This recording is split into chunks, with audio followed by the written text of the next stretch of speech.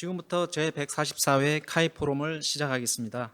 안녕하십니까? 저는 오늘 포럼 사회를 맡은 한국회계기준원 김재호 회계기준실장입니다. 먼저 바쁘신 와중에 오늘 포럼에 참여해 주신 여러분들께 깊이 감사드립니다. 오늘 포럼에서는 사업결합에 관한 주속 공시 기준과 영업권 손상 검사 기준을 개선 보강하는 방안을 다루게 됩니다. ISB는 일찍이 기업 인수합병 거래의 레거시라고 할 수 있는 영업권에 대한 손상 검사가 IFRS에서 의도하는 만큼 충실하게 이루어지지 못하고 있다는 문제를 파악하게 되었습니다. 이에 사업결합의 시너지, 목표, 후속 성과 등 재무제표 이용자가 영업권 손상 검사의 타당성을 평가할 수 있도록 도움을 주는 정보를 주속 공시로 요구하는 한편, 기업 입장에서는 영업권 손상 검사 기준을 현실에 맞게 합리화하는 내용의 IFRS 개정 공개 초안을 올해 3월에 발표했습니다. 오늘 포럼은 공개 초안의 주요 내용을 소개해드리고 재무제표 작성자와 이용자, 감사인 등 각계 이해관계자들께 의견 개진의 기회를 드리기 위해 마련되었습니다. 아무쪼록 IFRS 개선에 기여할 수 있는 다양하고 건설적인 의견이 널리 공유될 수 있기를 기대합니다.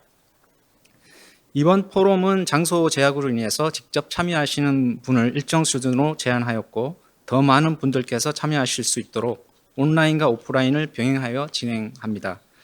오늘 포럼은 온라인으로 송출되며 현재 480여 분이 온라인 참여를 신청해 주셨습니다. 오늘 포럼의 녹화 영상은 회계기준원 홈페이지 및 유튜브에 게시될 예정임을 알려드립니다. 온라인으로 참여하시는 분들께 세 가지 안내 말씀 먼저 드리겠습니다. 먼저 오늘 포럼 자료는 여러분들이 지금 보시는 화면 아래쪽에 다운로드 안내 문구를 클릭하시면 내려받으실 수 있습니다.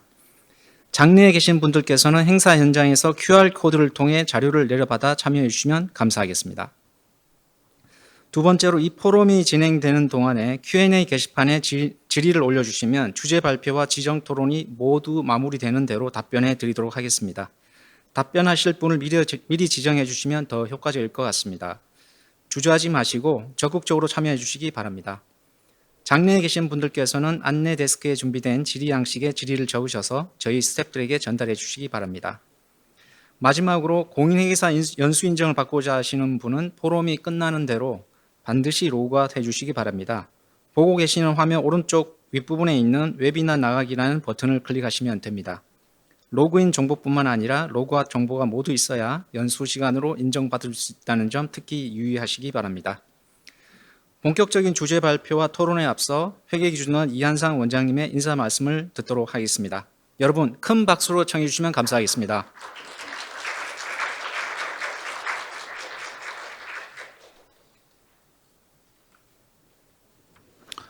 네, 안녕하십니까 여러분. 먼저 이렇게 바쁘신 와중에도 시간을 내어 참석해 주신 여러분께 감사의 말씀을 드립니다. 오늘 144회 카이 포럼의 주제는 국제회계기준위원회가 발표한 공개초안 사업결합 공시 영업권과 손상입니다. 최근 ISB는 그 무형자산 프로젝트를 다시 재개를 했지만 무형자산 중에 중요한 이 영업권에 대해서는 이제 저희가 상각무형을 가지고 있지만 과거에 여러 나라들에서 손상무형을 가지고 있지만 과거 여러 나라들에서 상각을 하자는 주장을 했었는데 거기에다가 선을 긋고 상각은 논의하지 않기로 한다. 대신 공시를 강화하고 그다음에 손상 검사를 더 쉽게 할 수 있도록 하겠다라고 해서 나온 게 이겁니다. ISB는 기준서 발표 전 세계 이해관계자들의 의견 수렴을 위해서 공개 초안을 발표하죠. 따라서 현재 IASB 위원을 보유하고 있지 않은 우리나라로서는 지금이 국내 이해관계자의 목소리를 IASB에 전달할 수 있는 거의 마지막 단계입니다. 올해 IFRS 18번이 최종 발표돼 가지고 지금 영업이익으로 시끄러운데 저는 그때 여기 없었지만은 해당 기준서의 공개 초안이 나온 게 2019년입니다. 무려 5년이 지났거든요. 그런데 왜 지금 호들갑을 떠는지 알 수가 없습니다. 우리나라는 왜 매번 잼버리 대회 때처럼 준비할 시간에는 탱자탱자 놀고 있다가 발등에 불이 떨어지면 난리를 치는지 알 수 없다고 생각합니다. 그래서 오늘 공개 초안의 방향에 대해서는 이미 정해졌기 때문에 대세에 거스를 수가 없습니다. 이미 논의가 많이 진행이 됐고 과거 회계기준원과 회계기준위원회가 그 방향에 대해 이미 동의를 해놓은 상태에서 나온 공개 초안이라 이걸 못하겠다 들어놓겠다는 옵션이 아닙니다. 다만 적용과 관련해서 한국 상황의 특수성을 할 마지막 기회가 있다고 생각합니다. 따라서 어깃장을 놓기보다는 우리의 특수성을 반영해서 실리를 챙길 묘안들을 논의하는 것이 상책이고, 오늘 그러한 의견들을 여러분들이 발표해 주실 것으로 생각합니다. 참석해 주신 모든 분들께 감사드리며 여러분들의 소중한 의견이 앞으로의 회계기준 발전에 큰 도움이 될 것입니다. 감사합니다.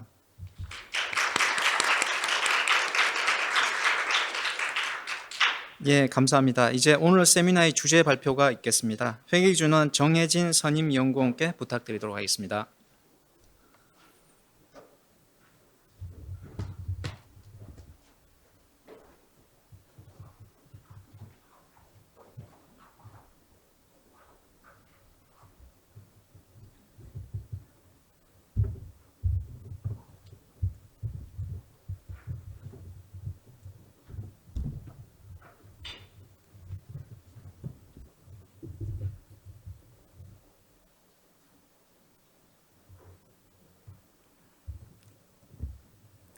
네, 안녕하세요. 오늘 발표를 맡은 정혜진 선임연구원입니다. 올해 3월 ISB는 공개초안 사업결합 공시 영업권과 손상을 발표했습니다. 이 공개초안은 IFRS 3, ICS 36에 대한 내용을 담고 있습니다. 이번 포럼에서는 공개초안의 내용을 설명드리고 저희 기준원의 예비적 검토 의견을 말씀드리고자 합니다. 목차는 총 6가지 항목이 있는데 제일 먼저 공개초안의 개요를 살펴보겠습니다. 이번 공개초안은 사업결합에 대한 내용을 담고 있습니다. 국내에서 M&A 거래가 활발한지 조사하기 위해 자본시장연구원의 보고서를 참고했습니다. 먼저 첫 번째 그래프입니다. 2010년부터 2022년까지 국내 M&A 거래 규모와 거래 건수가 꾸준히 성장하고 있음을 알 수 있습니다. 2010년에는 거래 건수가 200건, 거래 규모가 36조 원 수준이었는데 2021년 거래 건수는 367건, 거래 규모는 123조 원으로 정점을 기록했습니다. 2022년에는 거래 건수가 299건, 거래 규모가 56조 원으로 M&A 시장이 다소 위축되었는데 전체적인 기간을 살펴볼 때는 꾸준한 성장을 이룬 것으로 확인이 됩니다. 국가 간 M&A 거래 규모를 비교했을 때도 한국은 미국, 영국, 프랑스 등에 이어서 전 세계에서 12번째로 M&A 거래 규모가 큽니다. GDP 규모 대비 M&A 거래는 비중이 3% 정도가 되는데 이는 10번째로서 브라질, 독일, 일본과 유사한 수준으로 보입니다. 국내 M&A 거래에서 그 거래 유형이 가장 많이 확인되는 것은 인수인데 전체 거래에서 건수 및 규모 기준으로 77.7%, 57.6%를 차지하고 있습니다. 그 다음으로는 합병이 거래 유형이 많은데 인수와 합병 그 두 가지를 합하면 건수 및 규모 기준으로 85.9%, 78.4%를 차지하고 있습니다. 즉 대부분의 거래가 IFRS 3 사업결합 범위에 들어오고 이 사업결합이 중요하다면 공시 대상이 될 수 있습니다. 이처럼 사업결합은 국내 시장에서 상당히 중요한 거래로 보이는데요. 현재 IFRS 3은 사업결합의 후속 성과를 파악할 수 있는 정보를 요구하고 있지 않아서 투자자들에게 어려움을 주고 있습니다. 또한 사업결합에서 인식된 영업권도 ICS 36 자산 손상의 손상 검사에 따라서 평가되고 있는데 영업권 손상이 너무 늦게 인식된다는 문제점이 제기되었습니다. 따라서 국제회계기준위원회 약자로 ISB는 이러한 문제점을 해결하기 위해 2020년도에는 토론서, 2024년도에는 공개초안을 발표했습니다. 이번 공개초안을 통해 기업이 사업결합에 대한 정보를 투자자들에게 합리적인 비용으로 제공하고 영업권 손상검사를 개선시키고자 합니다. ISB는 2024년 7월까지 공개초안에 대한 의견을 수렴하고 2024년 하반기에는 공개초안에 대한 피드백을 정리해서 발표할 예정입니다. 공개초안에 대해서 자세히 설명드리겠습니다. 공개 초안은 크게 두 섹션으로 나눠져 있는데 첫 번째 섹션은 IFR 3에 대한 것, 두 번째 섹션은 ICL 36에 대한 내용이 되겠습니다. 현행 IFR 3은 사업결합의 후속 성과에 대한 정보를 요구하고 있지 않습니다. 따라서 이번 개정 제한 사항은 사업결합에 대한 기존 공시를 보강하고 전략적 사업결합에 대한 후속 성과의 공시를 추가할 것을 제안합니다. ICL 36에서는 영업권 손상이 너무 늦게 인식되고 손상 검사는 복잡하고 비용이 많이 발생한다는 의견이 개진되었습니다. 따라서 이번 공개 초안에서는 영업권 손상 검사를 개선하는 방안을 제안하고 사양 가치 계산을 간소화할 것을 제안하고 있습니다. 각 섹션별로 자세히 살펴보겠습니다. 먼저 IFR 3 공시 규정 개정 제한 내용입니다. IFR 3의 기존 재무제표 주석 사항을 보강하는 것을 제안하고 있는데 그중 가장 중점으로 봐야 할 부분은 기대 시너지 효과가 되겠습니다. 현재 IFR 3에서는 시너지에 대한 질적 설명을 공시할 것을 요구합니다. 이용자들은 이 질적 설명으로는 충분히 이해되지 않는다라는 의견을 제시하고 따라서 이번 공개 초안에서는 이 질적 설명에 더해 시너지의 정량적 정보를 공시할 것을 요구하고 있습니다. 구체적으로 각 시너지 범주에 대해 기대 시너지 효과의 추정 금액, 또 원가 추정치, 실현될 실점, 지속될 기간을 공시할 것을 요구하고 있습니다. 이러한 정보가 제공된다면 이용자들이 사업결합에서 지급된 대가를 이해하는 데 조금 이해가 쉬워질 것으로 예상됩니다. 두 번째는 전략적 이유입니다. 현행 IFR 3에서는 사업결합의 주된 이유를 공시하고 있습니다. 이를 전략적 이유로 공시를 변경하였는데요.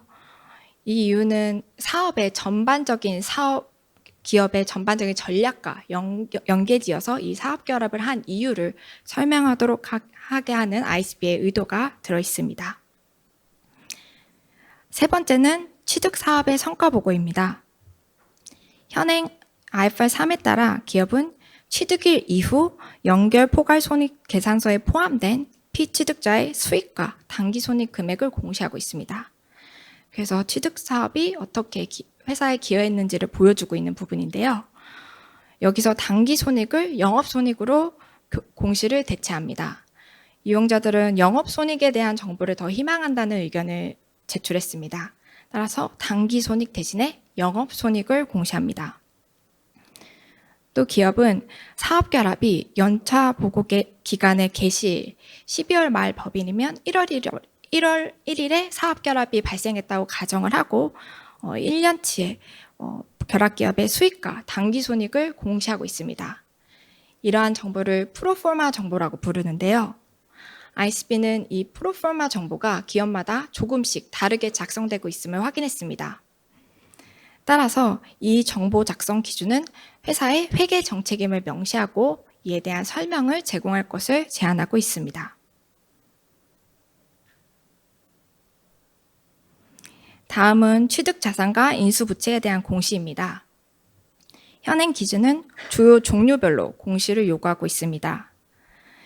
일부 이용자는 피인수자의 재무활동에서 생기는 부채, 퇴직연금 부채에 대한 정보가 필요하다고 의견을 개진했습니다. ICB는 주요라는 표현을 삭제합니다. 이미 중요성에 대해서는 다른 기준서에서 충분한 설명을 제공하고 있기 때문입니다. 그리고 이용자가 원했던 그 두 가지 부채는 사례를 통해 중요한 부채임을 강조하는 것으로 대체합니다. 마지막으로 몇 가지 공시사항이 삭제되고 있습니다. 하나만 말씀드리면 취득한 수취채권에 대한 정보인데요. ICB는 비용 효익 관점에서 효과적이지 않다고 판단해서 몇 가지 현행 IFR 3의 공시사항을 삭제할 것을 제안합니다.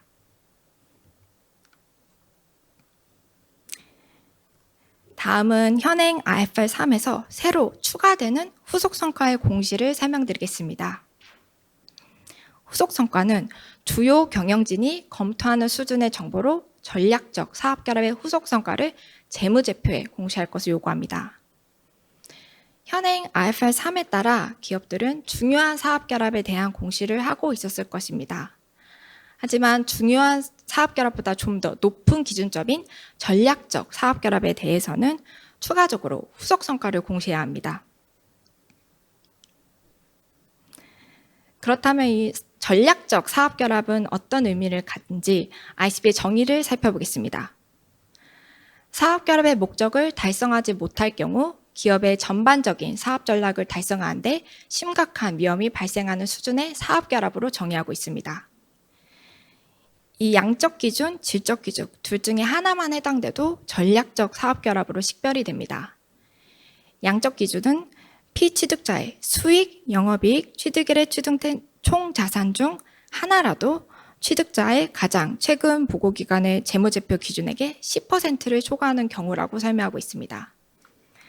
예를 들어 피취득자의 수익이 취득자의 재무제표 수익보다 10%를 초과한다면 이는 양적 기준을 충족해서 전략적 사업결합에 해당합니다. 질적 기준으로는 취득자가 사업결합을 통해 새로운 지역에서 영업하거나 사업의 새로운 주요 부분을 갖게 되는 경우라고 설명하고 있습니다. 이 질적 기준은 IFRS 5 중단 영업을 식별하는 기준점을 차용해서 개발했습니다.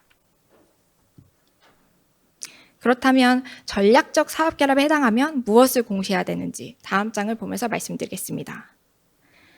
먼저 중요한 사업결합이라면 취득한 연도에 기대 시너지 효과, 취득의 전략적 이유를 공시합니다. 이는 기존 공시 보강 내용이 되겠습니다. 여기에 전략적 사업결합에 해당하면 이에 더해서 취득한 연도에는 사업결합의 핵심 목적, 목표를 공시합니다. 사업결합을 하는 목적은 여러 가지가 될 수 있습니다. 이 중에 핵심 목적만을 공시를 하는 것이고 이 목적이 달성되었는지 확인하기 위해 목표도 같이 공시합니다. 목표를 한 가지 금액으로 공시하기 어렵다면 추정치의 범위로도 공시할 수 있습니다. 그 이후 기간 전략적 사업결합에 대해서는 후속 성과를 공시합니다. 구체적으로 실제 성과, 달성 여부 진술을 공시하는데 이용자들이 실제 성과만을 보고 사업결합이 성공적이었는지 판단하기 어려울 수 있습니다. 따라서 이를 설명하는 달성 여부 진술도 같이 공시를 요구하고 있습니다. 다만 이 달성 여부 진술에서 실제치와 예측치 간의 차이가 발생하더라도 그 이유를 소명할 필요는 없습니다. 공시 플로우 차트를 보면서 단계적으로 설명드리겠습니다. 전략적 사업결합은 사업결합을 한 연도에 취득일의 핵심 목적과 목표를 공시합니다. 기업은 주요 경영진이 사업결합의 성과를 검토하는 기간까지 후속 성과 정보인 실제 성과와 달성 여부 진술을 공시합니다. 만일 주요 경영진이 사업결합에 대한 검토를 시작하지 않고 그러할 계획이 없다면 그 사실과 이유를 공시해야 됩니다.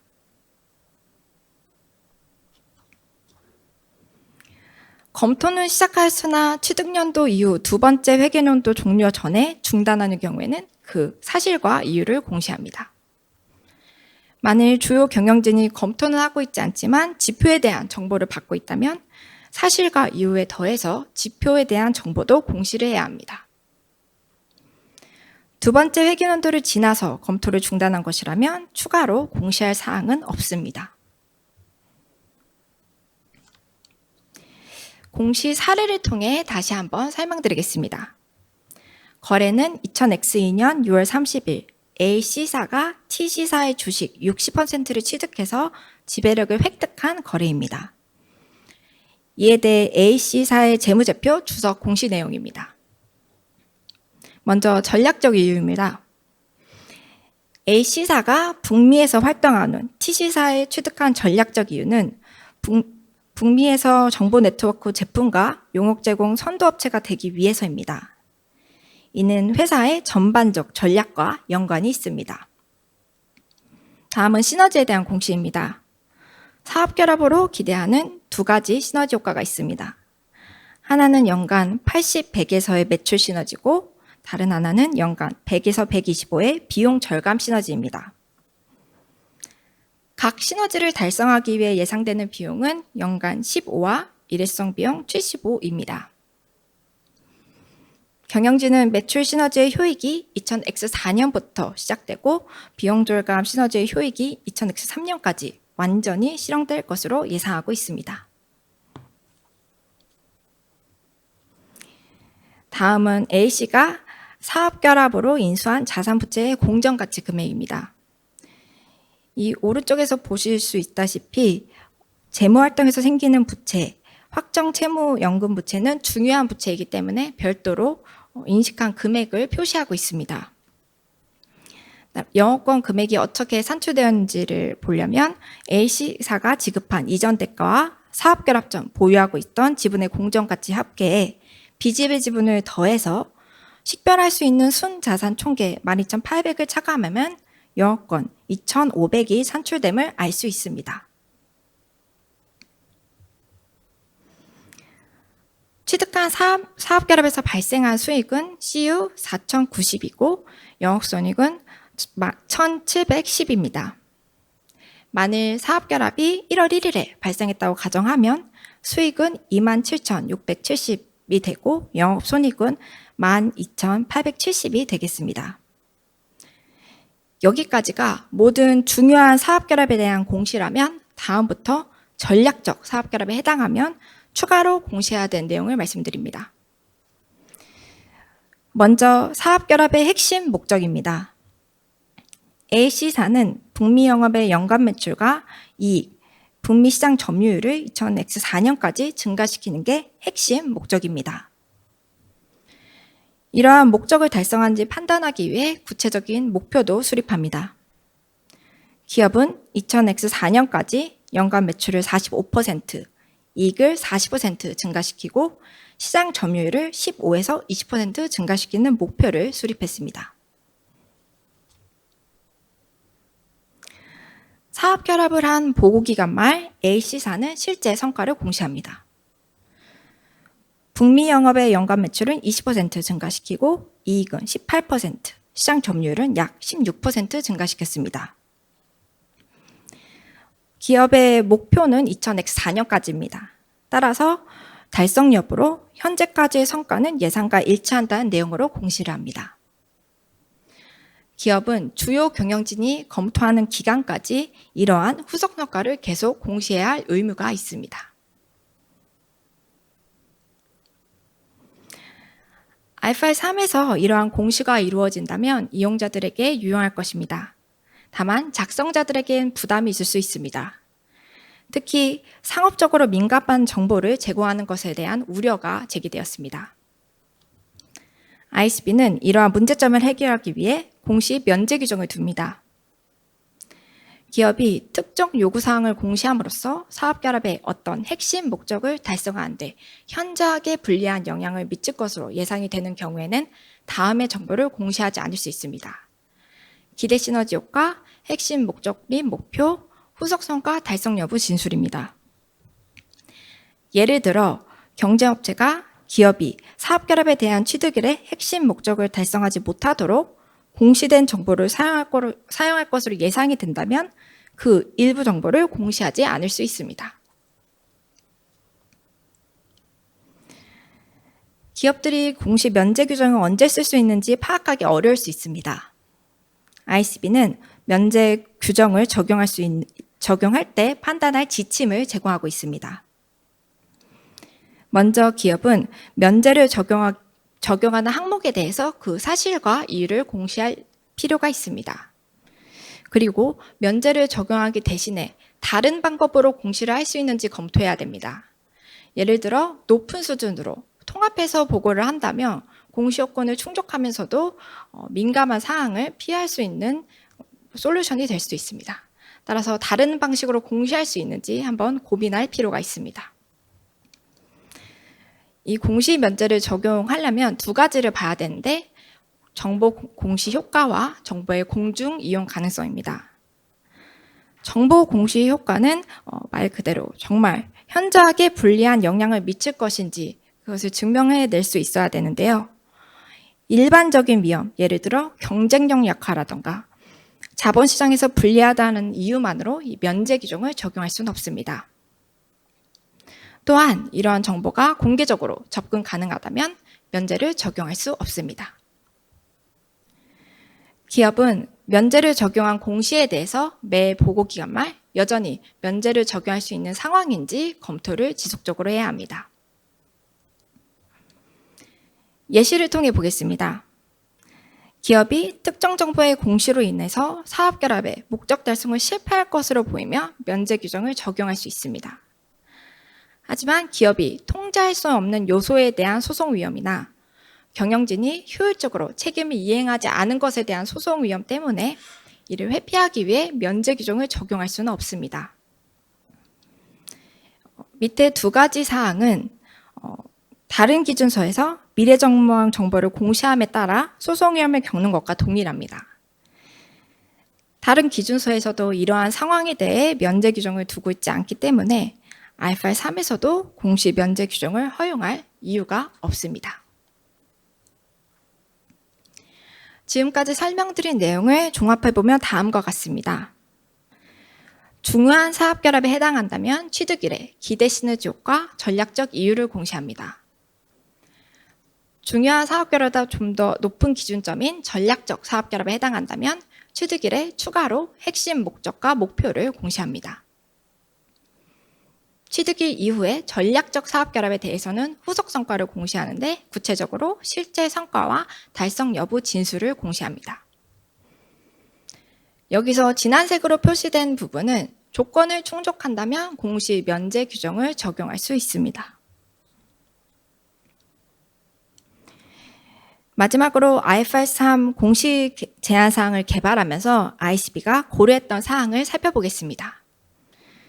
먼저 토론서 단계에서 이해관계자들은 이러한 미래 전망 정보는 재무제표가 아닌 경영진 설명서 등 외부에 공시하는 것이 더 적합하다라는 의견을 제시했습니다. ICB는 모든 기업이 경영진 설명서를 작성하는 것이 아니고 재무제표만큼 쉽게 입수할 수 있는 정보가 아니기 때문에 그 제안을 기각합니다. 또한 ICB는 기대 시너지 효과, 핵심 목적, 목표 등의 정보는 사업결합에 대한 대가에 대한 정보를 제공하고 그 대가는 인식한 자산 부채에 반영되어 있다고 봅니다. 즉 재무제표 요소와 직접적인 관련이 있기 때문에 재무제표에 공시하는 것이 적합하다라는 의견을 제시합니다. 또한 ICB는 사업결합 당시에 경영진의 목적과 목표를 공시하는 것은 미래전망 정보가 아니라고 판단하고 있습니다. 두 번째는 감사 가능성입니다. 이해관계자들은 해당 내용을 감사하기 어려울 것이라고 지적했습니다. ICB는 토론서 의견 조회를 한 결과 작성자들은 사업결합의 대가를 결정하기 위해 상당한 많은 양의 서류 작업을 하고 있다고 답하였고 감사인은 그러한 정보를 감사할 수 있을 것이라고 답하였습니다.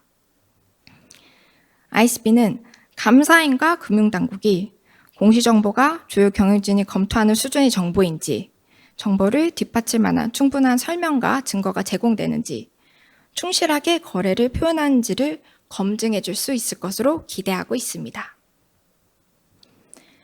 마지막으로 통합입니다. 이해관계자들은 취득한 사업결합이 기존 사업에 통합된다면 취득한 사업결합의 후속 성과를 공시하기 어렵다는 의견을 개진했습니다. ICB는 경영진이 기존 사업에 통합할 목적으로 다한 사업을 취득한 것이라면 그러한 의도에 따라 통합된 사업의 후속 성과를 보고하면 된다고 설명하고 있습니다. 여기까지가 첫 번째 섹션에 대한 설명이었고 두 번째 섹션으로 넘어가서 ICA 36 손상검사 규정 개정 제안을 살펴보겠습니다. 영업권 손상검사는 일반 유무형 자산과 다르게 영업권의 장부 금액과 회수 금액을 직접적으로 비교하고 있지 않습니다. 영업권이 포함된 현금 창출 단위의 각 금액을 비교하는 것이 특징인데요. 이는 영업권이 자체적으로 현금 흐름을 창출하지 않는 특성을 고려한 것입니다. 따라서 현재 영업권은 손상검사 목적으로 사업결합의 시너지 효과에서 혜택을 받게 될 거로 예상되는 각 현금 창출 단위의 배분을 합니다. 그리고 현금 창출 단위의 장부 금액과 회수 가능액을 비교해서 장부 금액이 더 크다면 그 차익만큼 손상을 인식하고 있습니다. 이때 영업권은 내부 관리 목적상 영업권을 관찰하는 기업 내 최저 수준으로 배분을 해야 하는데 실무에서 이 최저 수준을 식별하지 않고 영업 부분 수준으로 영업권을 배분하고 있는 행태가 발견되었습니다. 이는 더 큰 수준에서 손상 검사를 하는 것이기 때문에 실제로 영업권이 손상되었음에도 불구하고 손상이 인식되지 않는 문제점이 있습니다. ICB는 이러한 문제점을 해결하기 위해 두 가지를 제안합니다. 먼저 첫 번째, 영업권이 배분된 보고 부분의 공시를 요구합니다. 어떤 보고 부분의 영업권이 배분되었는지를 공시하면 재무제표 이용자가 영업권 손상검사에 사용된 경영진의 현금 흐름 가정이 합리적인지를 판단하는 데 도움이 될 것으로 보입니다. 두 번째 제안사항은 영업권 현금 창출 단위 배분에 대한 지침을 제공하고 있습니다.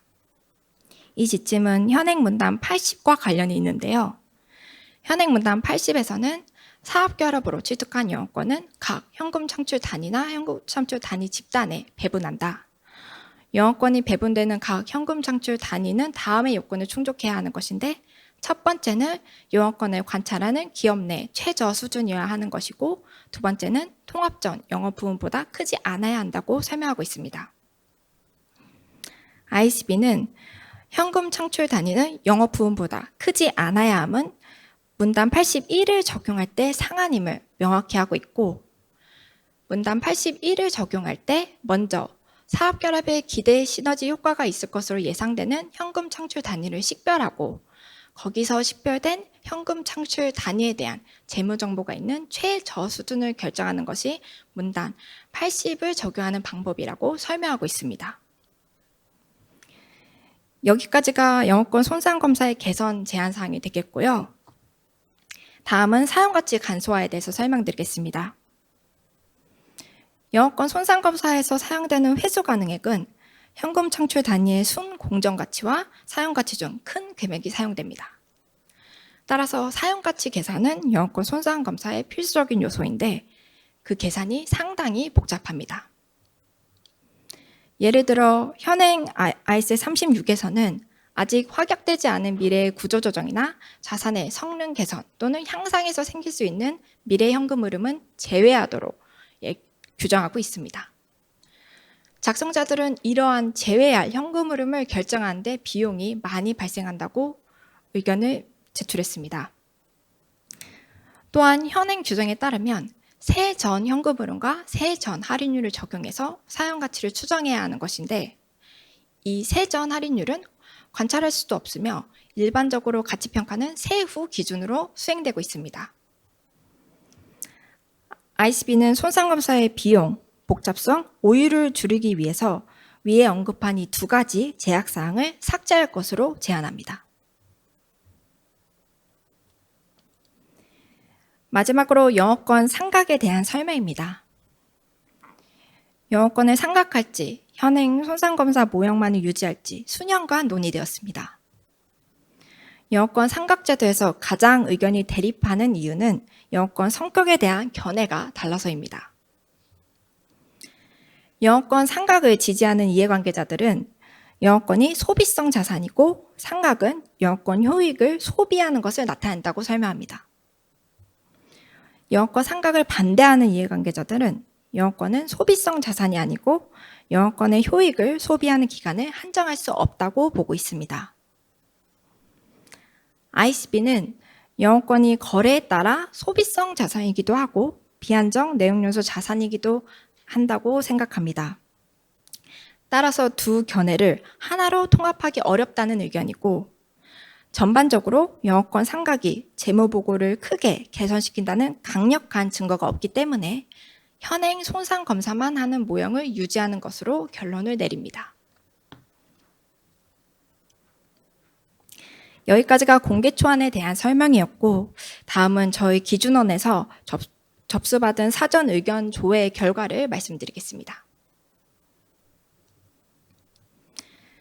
전반적으로 이용자는 IFRS 3 개정안에 찬성하고 작성자는 반대합니다. 이용자는 IFRS 3의 현행 공시로는 사업결합을 이해하기 어렵다라는 의견을 제출했고, 특히 사업결합의 타당성, 예를 들어 인수대가가 타당했는지를 평가하기 어렵다고 합니다. 또한 다른 경로로 받을 수 없는 정보, 시너지의 정량적 정보 같은 정보는 상당히 유용할 것으로 예상하고 있습니다. 작성자들은 소송 위험에 대한 부담으로 공개 초안에 반대를 하고 있습니다. 또한 시너지의 정량적 정보는 실무적으로 산출하기 매우 어렵다고 합니다. 그리고 공개 초안에서 제시하고 있는 사항들은 감사하기 어려울 수 있다고 지적도 합니다. 또한 거래소, 금감원 등의 공시와 중복된다면 불필요한 정보가 될 수 있다고 의견을 제출했습니다. 대체적으로 이용자들은 공개 초안에 찬성하면서도 일부 이용자는 시너지의 정보의 신뢰성에 대한 문제를 언급했습니다. 이 시너지 정보는 상당한 가정과 추정이 들어갑니다. 따라서 불확실하고 유동적일 수밖에 없는데요. 이러한 정보가 신뢰하기 어렵다면 정보 효익이 떨어질 것이라는 이용자의 주장도 있었습니다. 대체적으로 작성자들은 공개 초안에 반대하면서도 일부 작성자는 긍정적인 효과를 기대합니다. 특히 내부 통제와 문서화가 강화될 수 있을 것으로 기대하고 있습니다.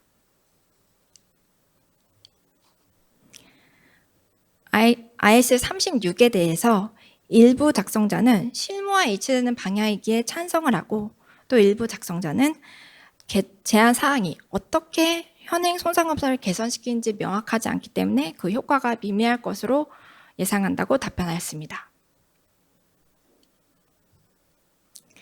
다음은 기준화에서 실시한 몇 가지 조사 결과를 공유드리겠습니다. 먼저 중복 공시에 대한 우려가 있었습니다. 이를 확인해 보기 위해서 거래소와 금감원의 공시 요구 사항을 살펴보았습니다. 기업은 영업 양수도, 합병 등의 결정이 있는 경우 거래소와 금감원에 보고할 의무가 있습니다. 공개 초안의 공시 요구 사항과 거래소, 금감원의 공시 요구 사항을 비교해 봤습니다. 기업은 합병으로 인한 회사의 중요 영향 및 효과를 공시하고 있습니다. 이는 공개 초안의 기대 시너지 효과와 유사합니다. 다만 거래소 금감원 공시에서 정량적 정보를 공시하도록 요구하고 있지는 않습니다. 또한 기업은 합병의 목적을 공시합니다. 기업은 이사회 이사록, 계약서, 외부 평가 의견서 등도 별도로 제출하는 경우가 있는데, 이러한 자료는 취득의 전략적 이유를 설명할 수 있습니다. 따라서 공개 초안에서 제시하는 요구 사항과 거래소 금감원의 요구 사항이 겹치는 부분이 있지만, 이 목표를 관찰하는 목표나 실제로 달성했는지 그 성과와 달성 여부는 거래소 금감원에서 요구하고 있는 공시사항이 아닙니다. 두 번째 조사입니다. 전략적 사업결합을 식별하는 이 양적 기준 10%가 적절한지에 대한 조사입니다. 이 조사는 한국회계연구원 카리에서 조사를 해주셨습니다. 양적 기준으로는 수익, 영업이익, 취득된 총자산 이 세 가지가 있었는데, 피취득자가 비상장사인 경우에는 수익과 영업이익 정보가 얻기가 어렵기 때문에 총자산에 대해서만 집중적으로 조사를 실시했습니다. 이 조사의 목적은 총 사업결의 건수 중 피인수합병의 총자산이 인수합병의 총자산 10%를 초과하는 건수가 몇 개 정도 되는지 그 비중을 파악함에 있습니다.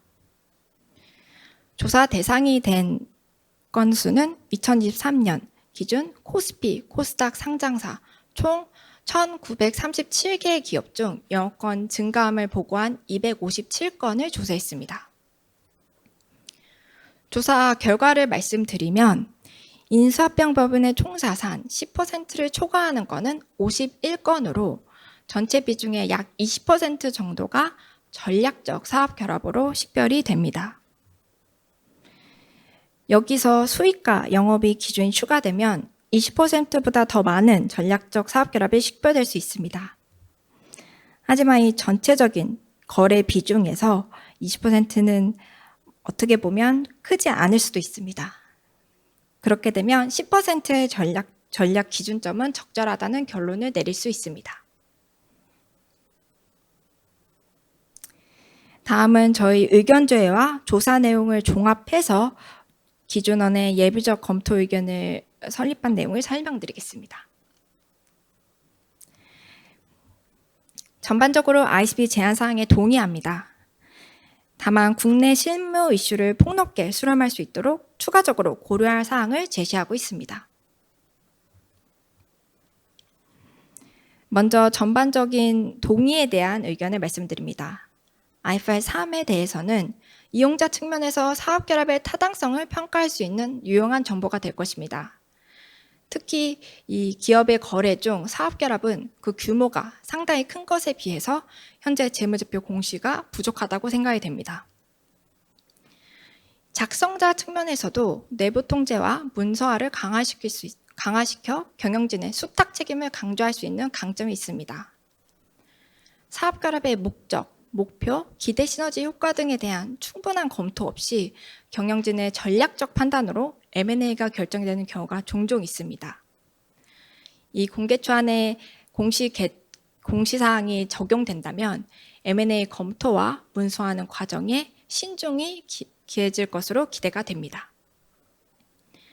ISA 36에 대한 내용입니다. 현행 ISA 36의 요구사항을 명확히 하는 데 도움이 되는 제안으로 보입니다. 특히 실무적 편의를 고려해서 손상검사의 복잡성을 간소시킬 필요가 있다고 생각이 됩니다. 하지만 국내 실무를 고려하여 다음을 고려할 필요가 있습니다. 먼저 기대 시너지 효과의 정량적 정보입니다. 이 정보는 산출하기 매우 어렵습니다. 많은 기업에서 M&A를 할 때 시너지 효과를 별도로 구분하지 않고 산출하고 있다고 설명해 주셨습니다. 그래서 이 부분에 대해서 비용이 많이 발생할 것으로 보이고, 또 영업권은 별도의 자산으로 식별하지 않고 잔여 금액으로 측정을 하는데 영업권의 일부인 시너지를 별도로 측정하는 것은 논리상 타당하지 않습니다. 두 번째는 민감 정보 공시로 인한 소송 위험입니다. 기대 시너지나 목표치에 미달할 경우 과도한 인수금액을 지급했다는 이유로 이해관계자들로부터 소송이 제기될 수 있습니다. 세 번째는 중복 공시로 인한 번거로움입니다. 일부 공시는 자본시작법 등에서 요구하는 정보와 유사합니다. 따라서 기업의 이중 공시로 인한 번거로움이 존재합니다. 마지막으로는 감사, 감리 대응 비용입니다. 기대 시너지 효과와 공시에 대해서 감사인 감독당국이 챌린지를 한다면 이를 대응하는 과정에서 추가 비용이 발생할 수 있습니다. 다음은 전략적 사업 결합에 대한 의견입니다. 작성자들의 부담을 줄여두고자 모든 중요한 사업 결합이 아니라 전략적 사업 결합에 한해서 후속 성과를 공시 요구하는 것은 합리적입니다. 또한 현재 정의만으로 그 의미를 파악하기 어렵습니다.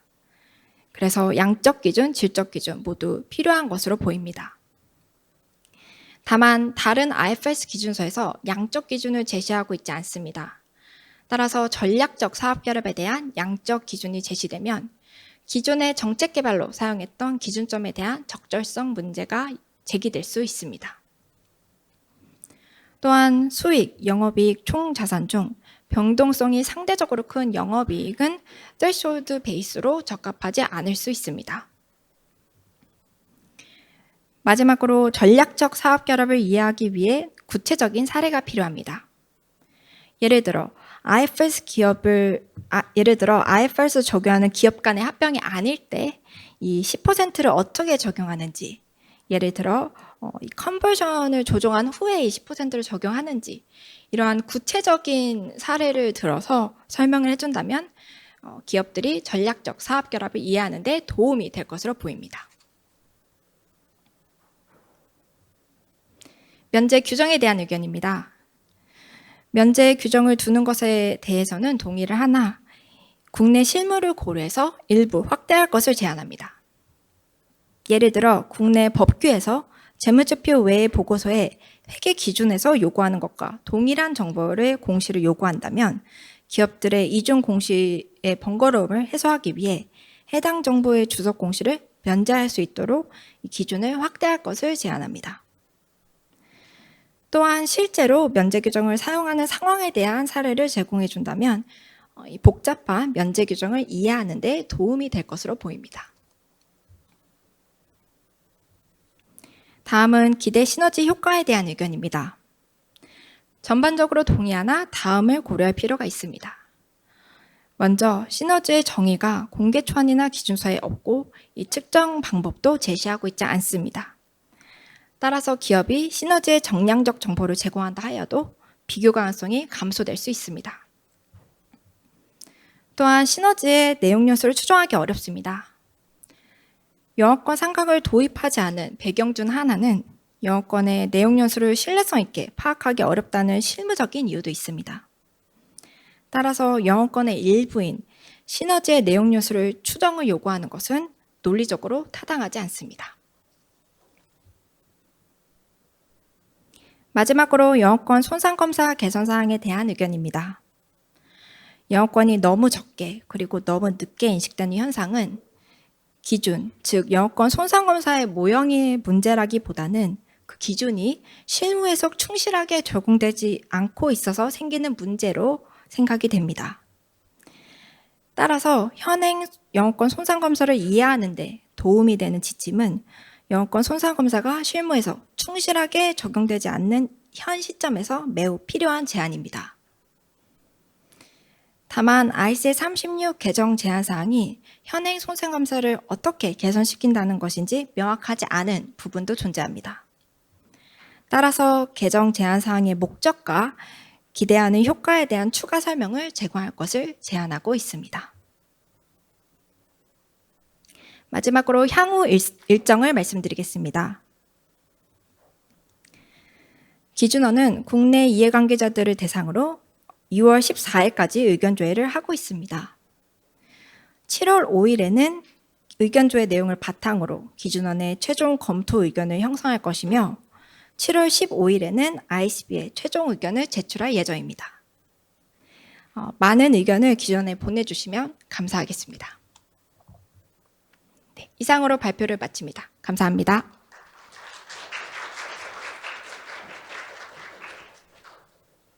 네, 발표 잘 들었습니다. 감사합니다.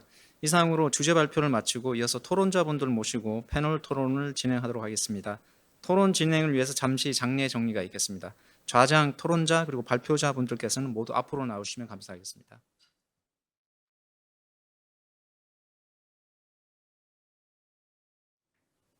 네, 토론은 좌장이신 회계기준위원회 박세환 상임위원님께서 진행해 주시겠습니다.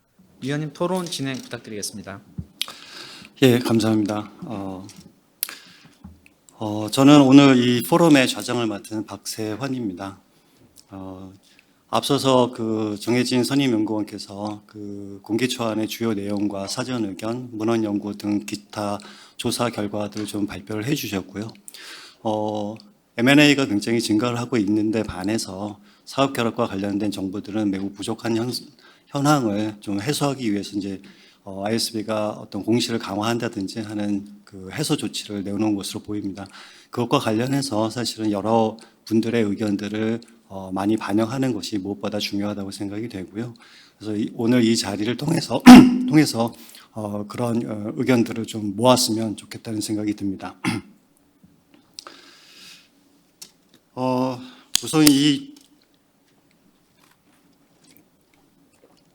우선 공지사항 몇 가지만 좀 말씀을 드리고 시작을 하도록 하겠습니다. 앞서서도 말씀을 드렸지만 토론이 진행되는 동안에 Q&A 게시판에 질의를 올려주시면 지정 토론이 마무리되는 대로 답변해 드리도록 하겠습니다. 그리고 현장에 계신 분들도 그 질의 양식의 질의를 작성해서 저희 스태프들에게 보내주시면 답변을 드리도록 그렇게 하겠습니다. 답변하실 분을 미리 지정해 주시면 더 효과적일 것 같고요. 주저하지 마시고 적극적으로 참여해 주시기 바랍니다. 지금부터 토론을 시작하도록 할 텐데요. 지정 토론에 앞서서 오늘 포럼에 참여해 주시는 그 토론자를 소개해 드리도록 하겠습니다. 여러분들이 보시기에 오른쪽에 계신 분부터 소개해 올리도록 하겠습니다. 먼저 그 재무제표 작성자 그 기업의 입장에서 토론해 주실 SK주의 김완영 회계팀장을 소개해 드리겠습니다. 네, 다음으로 이용자 입장에서 신영증권 서정현 산업분석팀장께서 나와 주셨습니다. 네, 다음으로는 삼정회계법인의 이지원 상무님이십니다. 네, 다음으로 자본시장연구원의 이상호 금융산업실 연구위원께서 나와주셨습니다. 네, 마지막으로 건국대학교의 김진욱 교수님께서 토론해 주시겠습니다. 네, 감사합니다. 각각 기업 이용자 감사인 학계 입장에서 토론해 주실 텐데요. 토론 순서는 이미 소개해드린 그 순서 그대로 하도록 하겠습니다. 기업 이용자 감사인 학계 순으로 하도록 하겠습니다. 그럼 제일 먼저 김완영 회계팀장님께서 토론해 주시도록 하겠습니다. 예, 안녕하세요. 김완영입니다. 이번 주제 관련해서 사전에 이제 좀 검토도 하고 했는데 제가 이제 별도의 이제 PT 자료는 시간적으로 좀 부족해가지고 못 만들어 온 부분에 대해서 먼저 좀 사과를 드리겠습니다. 제 의견을 이제 조금 정리해 와서 요걸 조금 말씀을 드리면서 말씀을 드리는 게 좋을 것 같아서 먼저 요걸 좀 보겠습니다. 사업 결합이 이제 기업에 미치는 중요성을 고려할 때 투자자 등의 정보 이용자들에게는 사업 결합의 후속 성과가 매우 중요하다는 중요한 정보가 될 수 있다는 것에 매우 저는 이제 개인적으로 공감을 하고 있고요. 다만 이제 현재 IFRS의 사업 결합 공식 개선의 요구사항은 그동안 우리 이제 기업들이 사업 결합을 검토하는 과정에서 필수적으로 하지 않았던 그러한 항목들까지도 이제 주석 공시를 요구하는 사항이 좀 일부 포함이 되어 있어서 이제 그 부분에 대해서 좀 우려를 표하고 싶습니다. 특히 이러한 우려가 되는 공시 항목들은 경영진의 추정과 판단이 많이 이제 포함되어 있는 영역이거든요. 그리고 이후 경영 환경 변화에 따라서도 그러한 정보들의 옳고 그름이 그 시점에 맞을 때는 옳은 정보가 될 수 있겠지만 그 이후 시점에는 또 옳지 않은 그러한 정보로서 또 판단이 될 수 있는 부분이 굉장히 크기 때문에 굉장히 우려가 되고 있습니다. 또한 이 정보들이 적시성을 또 갖고 있어야 되는 정보들인데 저희가 이제 보면은 이제 공개 기업들은 분기 단위로 이제 공시를 하면서 뭔가 이렇게 정보를 제공하는 기회가 존재하는데 공개 법인이 아닌 예를 들어서 1년에 한 번 공시하는 법인이나 이런 법인들에 대해서는 이 후속 성과에 대한 공시가 굉장히 적시성이 떨어질 수 있다는 거죠.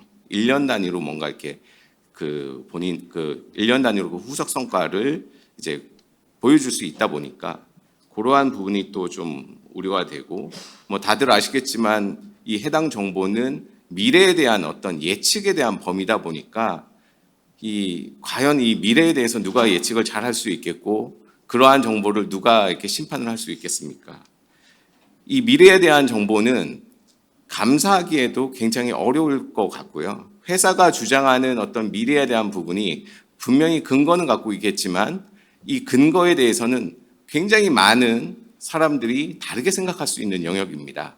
우리가 흔히들 이제 재무제표에서는 as-is 기준의 BS라든가 과거 실적 이렇게 뭔가 팩트에 가까운 정보였다면 지금 공시 요구를 하는 부분들은 미래에 대한 정보를 담아달라 그렇게 해석이 되거든요.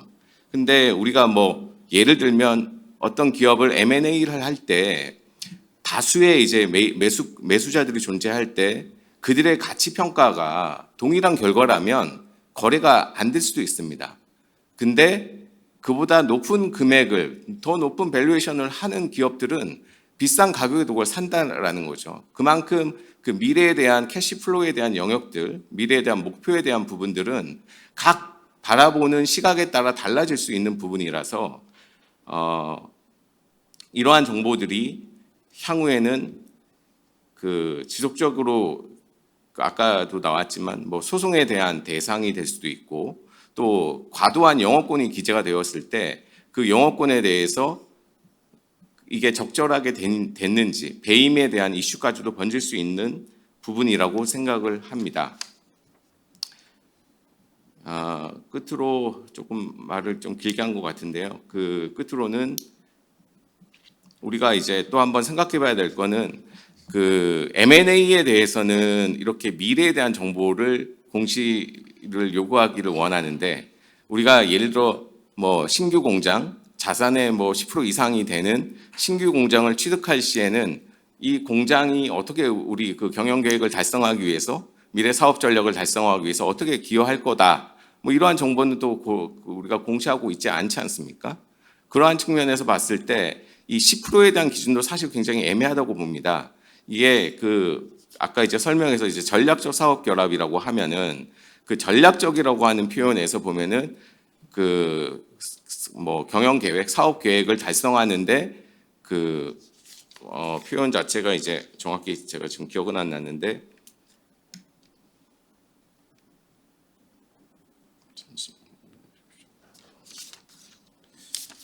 하여튼 그 전략적 사업 결합에 대해서 중대한 어떤 영향을 그 사업에 영향을 줄 수 있어야 된다고 보는데 우리가 뭐 예를 들어서 영업이익의 10%다. 그러면은 영업이익 10%는 그 전략적이지 않아도 매년 바뀔 수 있는 영역입니다. 근데 왜 영업이익의 10%를 이 전략적인 부분까지 이렇게 확대 해석을 해야 되는지 그 기준에 대해서도 조금 논의가 더 필요해 더 논의를 할 필요가 있다고 생각합니다. 예, 이상입니다. 예, 감사합니다. 그 기업 측 입장에서 이런 그 추가되는 공시 정보들이 어떤 판단이나 추정이나 이런 부분들이 많이 들어가기 때문에 특히나 또 미래 전망과 관련된 정보들이 포함되기 때문에 기업 측 입장에서는 매우 부담이 될 수 있다. 그리고 적시성에서도 약간의 문제가 있을 수 있고 또 한편으로는 전략적 사업 결합을 판단함에 있어서 양적 기준이 적정하겠는가 하는 쪽에서 의문도 좀 제기해 주신 것으로 그렇게 됩니다. 다음으로 그 다음 토론자가 토론하실 수 있도록 이미 토론 마치신 분은 마이크를 좀 꺼주시면 감사하겠습니다.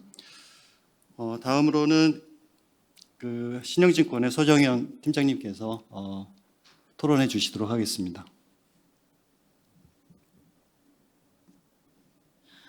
네, 안녕하십니까. 신영증권 서정현 애널리스트입니다. 저는 근본 공개 초안에 대해서 이용자 관점에서 의견을 말씀드리고자 합니다. 먼저 자리 마련해 주신 기준원께 감사의 말씀드립니다.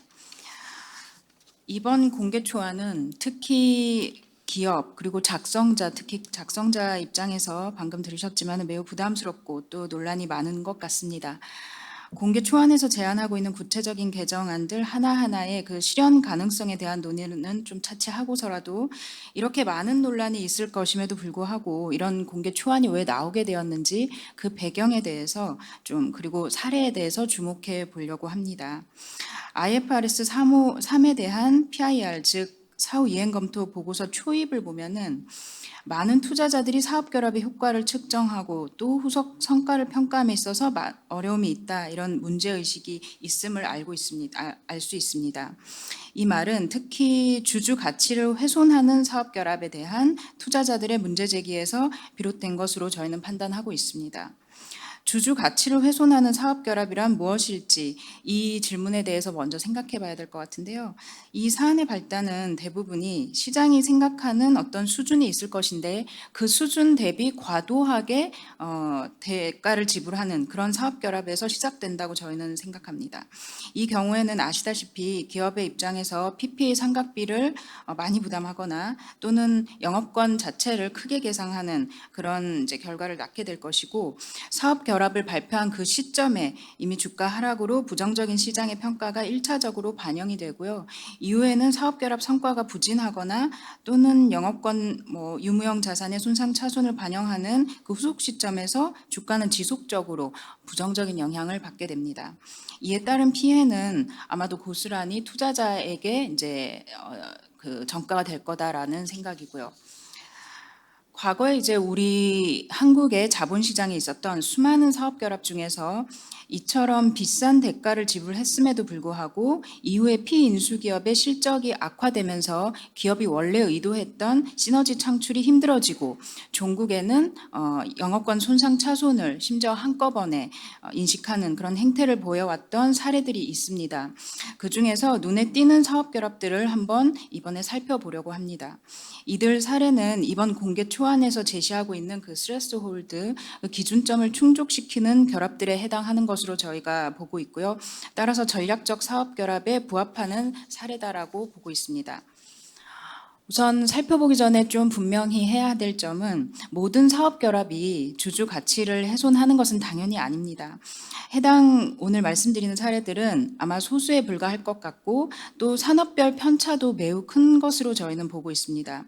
저희가 모든 사례를 다 검토하지는 못했지만은 저희 리서치 센터에서 내부적으로 각 산업 애널리스트들끼리 이제 비공식적으로 의견을 취합한 결과에 따르면은 이런 좀 주주 가치를 훼손하는 사업 결합을 보여주는 대표적인 산업은 과거의 현금 창출 흐름이 상당히 좋았지만은 지금 좀 성숙 산업 단계에 이른 그런 사양 산업으로 가고 있는 그런 업체들에서 이런 무리한 사업 결합이 좀 이루어지는 것 같다라고 저희는 평가하고 있습니다.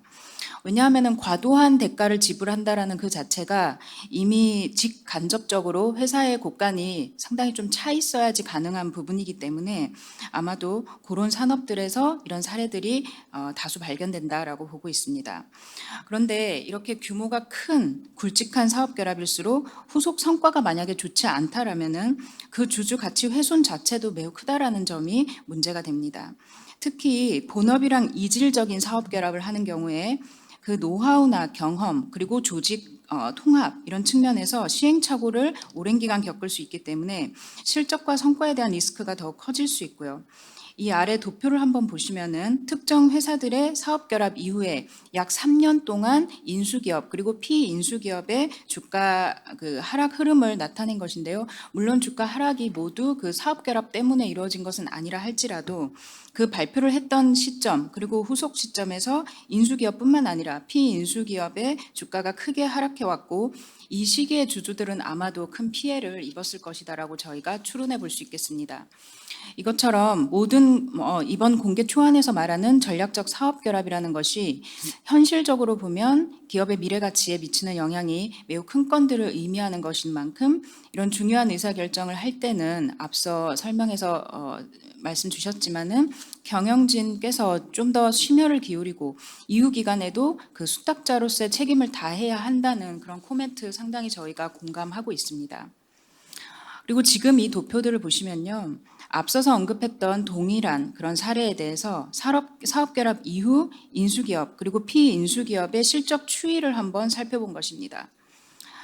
좀 공교롭지만 결합 당시의 인수 대가가 과도했다라고 시장에서 평가받았던 사업 결합일수록 후속 성과가 부진한 모습을 저희는 자주 관찰하게 됩니다. 후속 성과가 부진하다라는 평가를 받는 이유는 그만큼 아마도 그 사업 결합 당시 그 시장의 기대 수준이 높았기 때문일 것이고요. 시장의 기대 수준이 높아진 또 대표적인 이유는 아마 사업 결합의 대가가 매우 컸기 때문일 것입니다. 사실 비단 그 자체적인 사업의 실적뿐만 아니라 사업 결합으로 인해서 감내해야 하는 각종 상각비 그리고 혹시나 또 발생할 수 있는 손상 차손 이런 것들이 이용자 입장에서는 사실상 불확실성을 상당히 높이는 요인으로 작용합니다. 다음 장을 한번 보시겠습니다.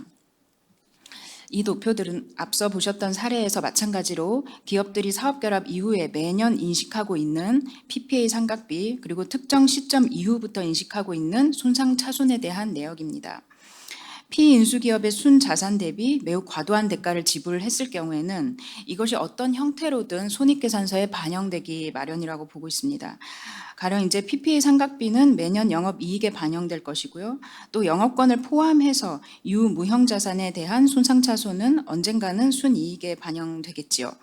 1차적인 문제는 해당 그 PPA 상각비를 충당할 만큼 결합 시너지 또는 실적을 창출하지 못할 경우에 발생합니다.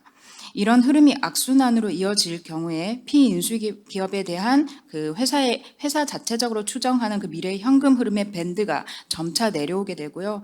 종국에는 이제 손상차손으로 귀결될 가능성이 상당히 높아집니다. 첫 번째 도표를 보시면은 이게 이제 시점이 2018년부터 영업권 손상 차손이 크고 작게 지속 발생하고 있는 그런 사례인데요. 사실 이게 2012년의 인수건임에도 불구하고 2018년부터 발생하고 있구나라고 좀 뒤늦게 인식되는 그 문제점을 보여주는 사례라고도 보실 수 있지만은 사실은 영업권 손상을 현금 창출 단위별로 구분해서 공시를 하지 않았기 때문에 그 이전 시점에서는 그 수치조차 확인할 수 없기 때문에 또 나오는 그런 부분이기도 합니다. 그래서 이 점에 대해서 지금 IAS 36에 아마 공개 초안에서 다뤄지고 있다고 보고 있습니다. 한편으로는 그 주주 가치를 증대시키는 사업 결합도 물론 많습니다. 대규모 사업 결합이라고 해서 모두 뭐 승자의 저주 이런 걸 보여주는 것은 아니란 얘기인데요. 특히 사업 결합 당시에는 시장의 혹평을 받았던 그런 많은 사례들도 장기적으로는 기업에 도움이 되는 경우도 종종 저희가 볼 수 있습니다. 하지만 여기서 이제 주목하는 단어는 장기적으로라는 그런 단어입니다. 사업 결합으로 인해서 어떤 과실, 열매, 그걸 주주가 취득할 수 있는, 취할 수 있는 그 시기까지 매우 오래 걸린다는 사실이고요. 이 기간 동안 주주는 많은 인내와 그리고 신뢰를 좀 필요로 하게 됩니다. 따라서 최고 경영진이 전략적 사업 결합으로 인해서 정말 중장기적인 기업 가치 확대와 시너지에 대한 확신이 있고, 그리고 이게 단기 성과주의라던가 아니면 대주주 편익을 위한 그런 어떤 결정이 아니라는 점, 그걸 증명하기 위해서는 경영진은 아마도 주주를 설득하고 또 지속적으로 신뢰를 줄 수 있는 그런 논리, 그런 것들을 좀 마련해야 된다라고 저희는 생각합니다. 그런 측면에서 이번 공개 초안이 상당 부분 이런 점을 보완해 줄 수 있다라는 그런 의견에 동의를 많이 하게 됩니다. 결론적으로 이용자 입장에서 금방 공개 초안에 대한 의견을 종합해서 말씀드리면 IFRS 3 그리고 IAS 36의 개정안 전반에 동의를 하는 입장입니다. 특히 대규모의 전략적 사업 결합은 기업 가치에 미치는 영향이 너무 크기 때문에 하지만 그럼에도 불구하고 사업 결합 과정에서 논리 그리고 지급 대가의 타당성, 사후 관리 이런 정보가 부족한 것이 사실이라고 저희가 공감하고 있습니다. 이게 경영진 도덕적 해이로 만약 발전을 한다라면은 주주 피해를 상당히 증폭시키는 요인이 될 수 있기 때문입니다. 하지만 개정 안에서 언급하는 세부안들이 정말 제대로 실행이 되기 위해서는 좀 완화할 그럴 필요도 있다라는 점에 또 마찬가지로 공감을 하고 있습니다. 구체적으로 번호별로 보시면은 그 두 번째 사안에서 언급하고 있는 기준점 스트레스 홀드에 대해서 순이익보다 영업이익으로 하는 것이 타당해 보이긴 한데 변동성이 크다는 점을 저희가 감안해야 하고, 그런 면에서 뭐 3개년 평균치를 이용한다거나 이런 의견에는 공감을 하고 있고요.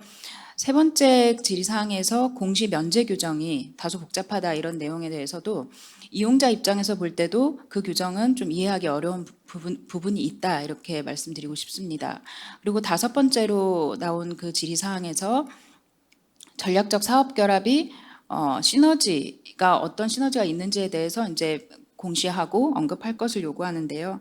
사실 그 사업 결합이라는 것이 항상 기존 사업과 시너지가 있어야 한다고는 저희 이용자도 그닥 생각하지는 않습니다. 그래서 그 부분은 조금 보완이 필요하다고 보고 있습니다. 그리고 여섯 번째 내용에서 그 좀 이 내용은 사실 이번 공개 초안의 범위에서 약간 벗어나는 의견일 수도 있지만은 말씀드리고 싶은 것이 이 CGU에 따른 배분이라는 것이 영업권에만 해당하는 것은 아닐 수 있다라고 저희는 봅니다. 그 PPA 상각 유무형 자산, 영업권을 제외한 유무형 자산 전반에 대해서도 그 구체적인 배분을 한다라면은 저희가 상당히 좀 도움을 받을 수 있다 이런 입장입니다. 방금 말씀드린 그 마지막 코멘트에 대해서 이 사례를 좀 염두에 두고 말씀드린 건데요.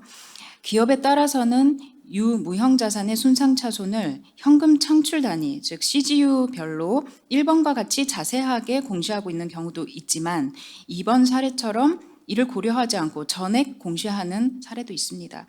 사업 결합과 관련한 손상 차손이 아시다시피 영업권에서만 발생하지는 않기 때문에 그 1번 사례처럼 여러 가지 손상 차손에 대해서 좀 CGU별로 자세하게 보여주는 것 또한 저희는 유용한 정보이기 때문에 이번 공개 초안에서 얘기하는 그 영업권 CGU 관련된 부분은 상당히 좀 공감을 하는 부분이라는 말씀 드리고 싶습니다.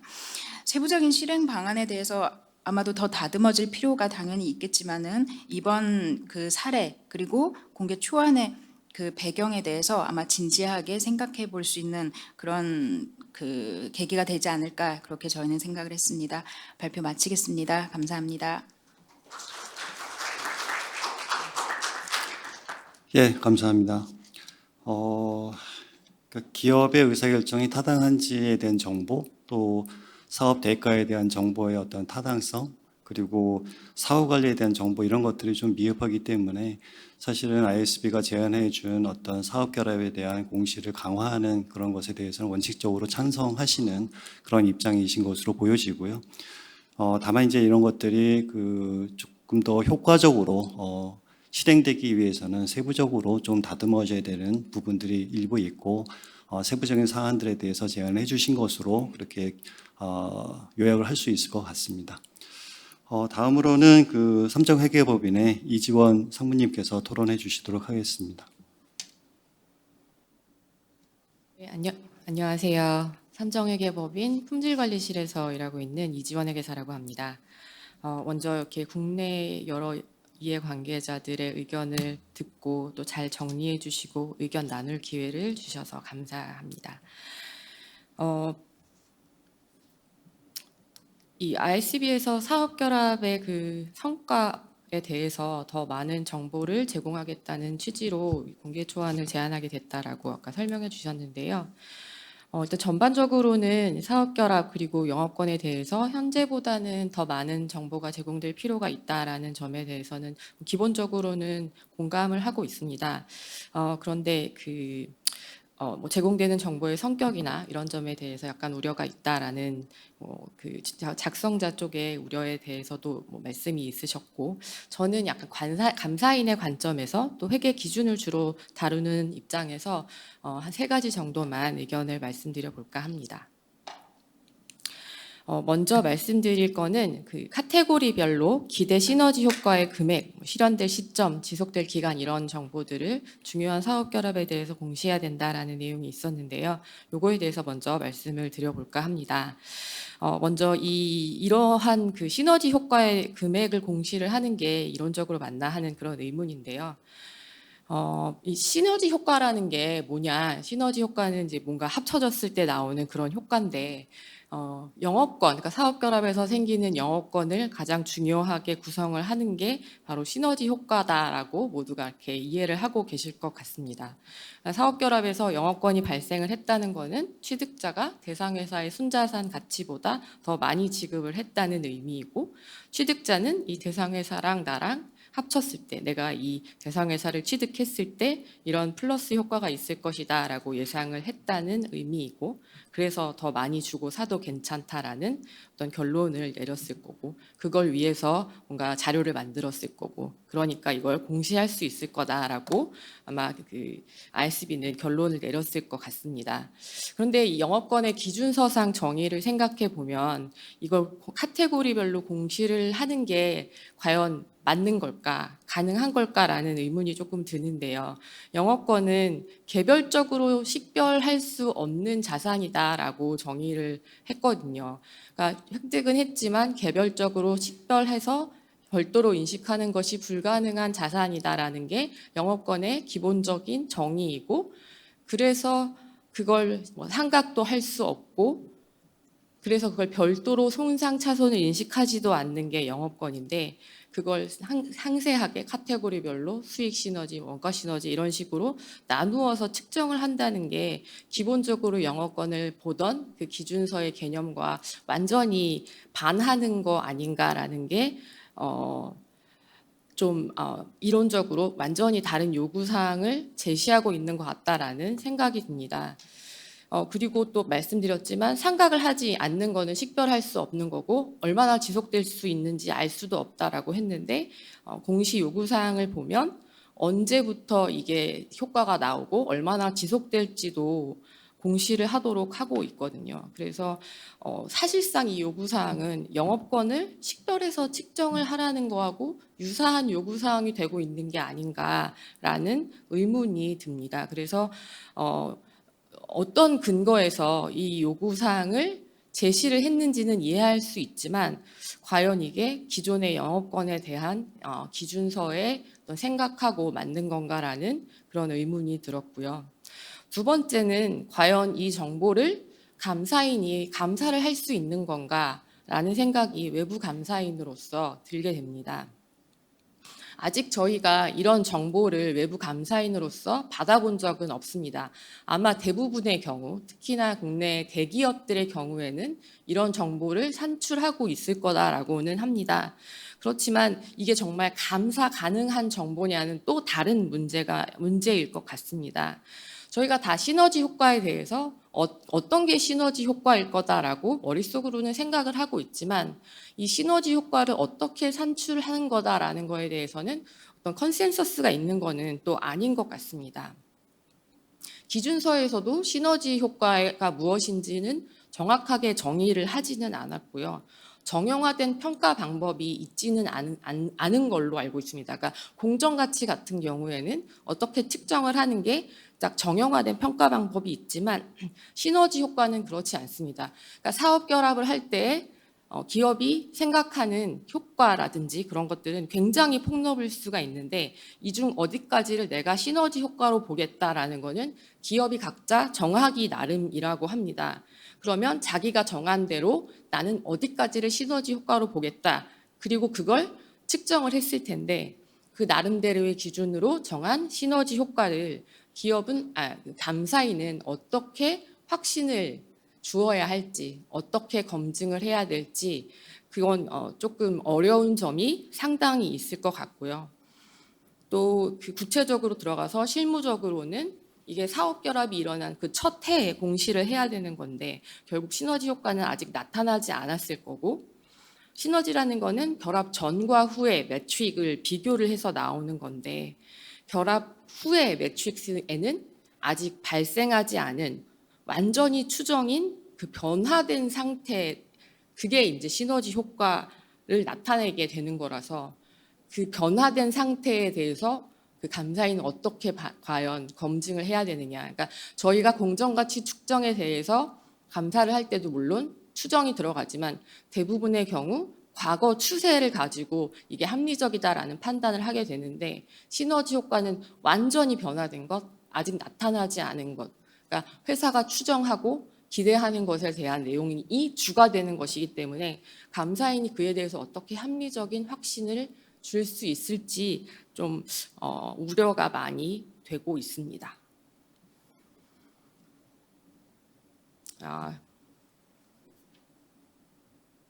제가 요거 제목을 조금 잘못 썼네요.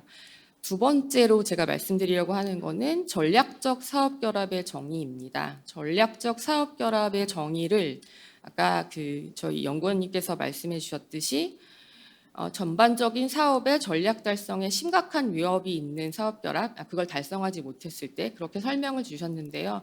사실 그러면서 정의를 한 거는 어떤 스레시홀드를 주었습니다. 아까 영업이익은 계속 말씀해 주셨는데 그런 양적인 기준 외에도 질적인 기준으로 geographical, 그러니까 entering major line of business나 geographical area of operation을 또 질적인 기준으로 제시를 해 주었습니다. 근데 그걸 가만히 보면 새로운 지역, geographical area의 어떤 영업을 취득하게 되면은 그게 그 전략적으로 중요하냐 아니냐랑 상관없이 반드시 전략적 사업 결합이 되는 것 같거든요. 그래서 이 뭐 영업이익의 변동성 이거랑 상관없이 이거 외에도 그 이 지오그래피컬 에리아의 문제도 또 있을 것 같거든요. 그래서 이 전략적 사업 결합의 정의를 반드시 요거 중에 하나를 충족하면 전략적 사업 결합이다라고 하기보다는 이거를 주되 이런 그 기준을 주되 이렇지만 전략적 사업 결합이 아닐 수도 있는, 그러니까 그 아니면 공시를 하도록 한다든지, 그러니까 판단의 여지를 주어야 하는 거 아닌가라는 생각이 들고요. 그리고 마지막으로 영업권 손상에 대해서 IS 36에 개정된 내용들이 일부 있었는데요. 영업권 손상이 너무 늦게 인식된다, 뭐 그런 뭐 많은 우려들이 아마 글로벌에서 그런 생각들을 가지고 있는 것 같은데, 그래서 또 정보를 공시하면 손상의 징후가 있다, 그런 생각들을, 그런 그 징후들을 정보 이용자들이 알게 될 거다. 그러면 너무 낙관적인 추정을 하지도 않을 거고, 이런 기대를 아마도 한 것 같습니다. 그런 효과는 있을 수 있다고 생각하지만 이번에 그 공개 초안에 있는 내용들이 지적된 문제를 해결하는 데에는 별로 도움이 될 것 같지는 않다는 생각이 듭니다. 사실 그 보호 효과라고 표현을 했는데 그 쉴딩 이펙트를 줄이는 데는 별로 도움이 안 되지 않을까라는 느낌이 먼저 들었고요. 그거보다 더 근본적으로 해결을 해야 되는 거는 CGU의 식별 그리고 배분에 대한 가이던스가 더 필요한 거 아닌가. 그러니까 CGU 식별이 사실 굉장히 어려운 영역이고 영업권을 배분하는 거에 있어서도 그게 상당히 많은 판단이 필요한데 기준서에는 너무나 지침이 없지 않나라는 생각이 듭니다. 그래서 오히려 지금과 같은 그런 제한적인 지침보다는 ISB에서 조금 더 시간을 들여서라도 CGU의 식별 그리고 영업권 배분에 대해서 조금 더 가이던스를 주면 지금 제시된 문제를 조금 더 근본적으로 해결할 수 있지 않을까라는 생각이 들었습니다. 전반적인 접근에는 동의하고 있지만 이런 부분은 조금 더 고려를 해주었으면 좋겠다라는 의견으로 3가지 말씀드렸습니다. 이상입니다. 네, 감사합니다. 감사인 입장에서 토론을 진행해 주셨고요. 전반적으로 뭐 동의하는 그 취지 자체는 동의하긴 하지만 몇 가지 이제 지적을 해주셨는데, 첫 번째로 이제 영업권이라는 게 별도로 식별되지도 않고 별도로 측정하기도 어려운 부분인데 그 구성 요소 중에 하나인 어떤 시너지 효과를 별도로 측정하는 것이 이론적으로 이렇게 정합한 건지 거기에 대해서 의문을 제기해 주셨고요. 또 시너지 효과라는 것이 설사 측정한다 하더라도 그것을 감사하는 데 있어서는 굉장히 어려움이 있을 거다라는 좀 말씀을 해주셨고, 그리고 전략적 사업 결합이라는 것과 관련해서 정의하는 것과 그리고 양적 기준이 서로 상충되는 부분이 없지 않아 있을 수 있지 않는가 하는 쪽에 의문을 좀 제기해 주셨고요. 마지막으로 이제 IS 36의 개정 사항과 관련해서 근본적인 어떤 문제를 해결하기에는 좀 미흡하지 않느냐, 그래서 조금 더 근본적인 해결책을 모색해 봐야 되지 않느냐 하는 쪽에 의견을 주신 것으로 요약할 수 있을 것 같습니다. 예, 다음으로 이상호 연구위원께서 토론해 주시도록 하겠습니다.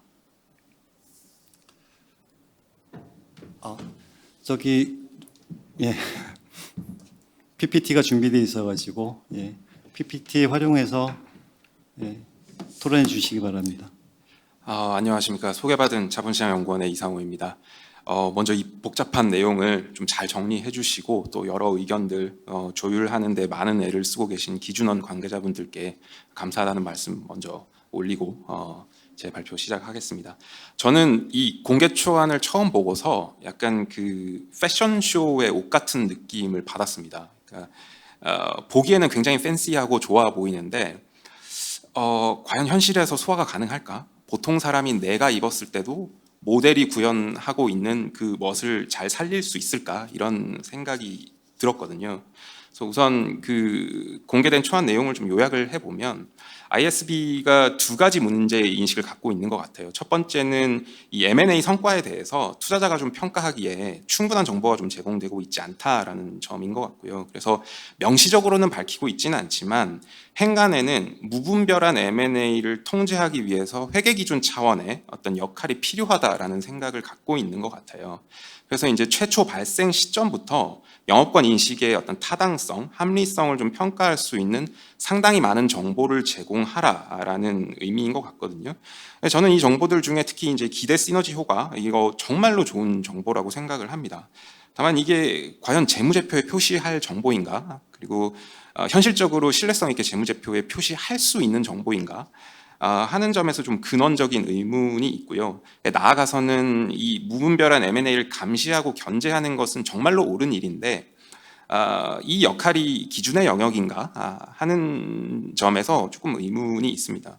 두 번째는 이제 영업권 손상이 좀 적시에 이루어지지 않고 있다라는 문제 인식인데, 뭐 저는 그 좀 진일보한 변화 중에 하나는 그 첫 번째 블랙 포인트라고 생각을 합니다.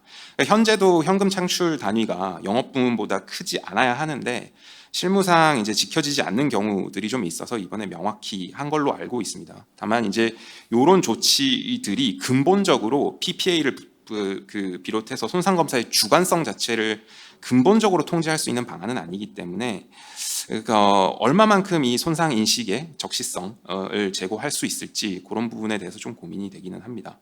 다만 이제 왜 IASB가 이렇게 어떻게 보면은 전통 회계의 어떤 역할을 좀 뛰어넘는 이런 고민들을 했는지에 대해서 제가 이해한 맥락을 조금 설명을 드려보려고 합니다.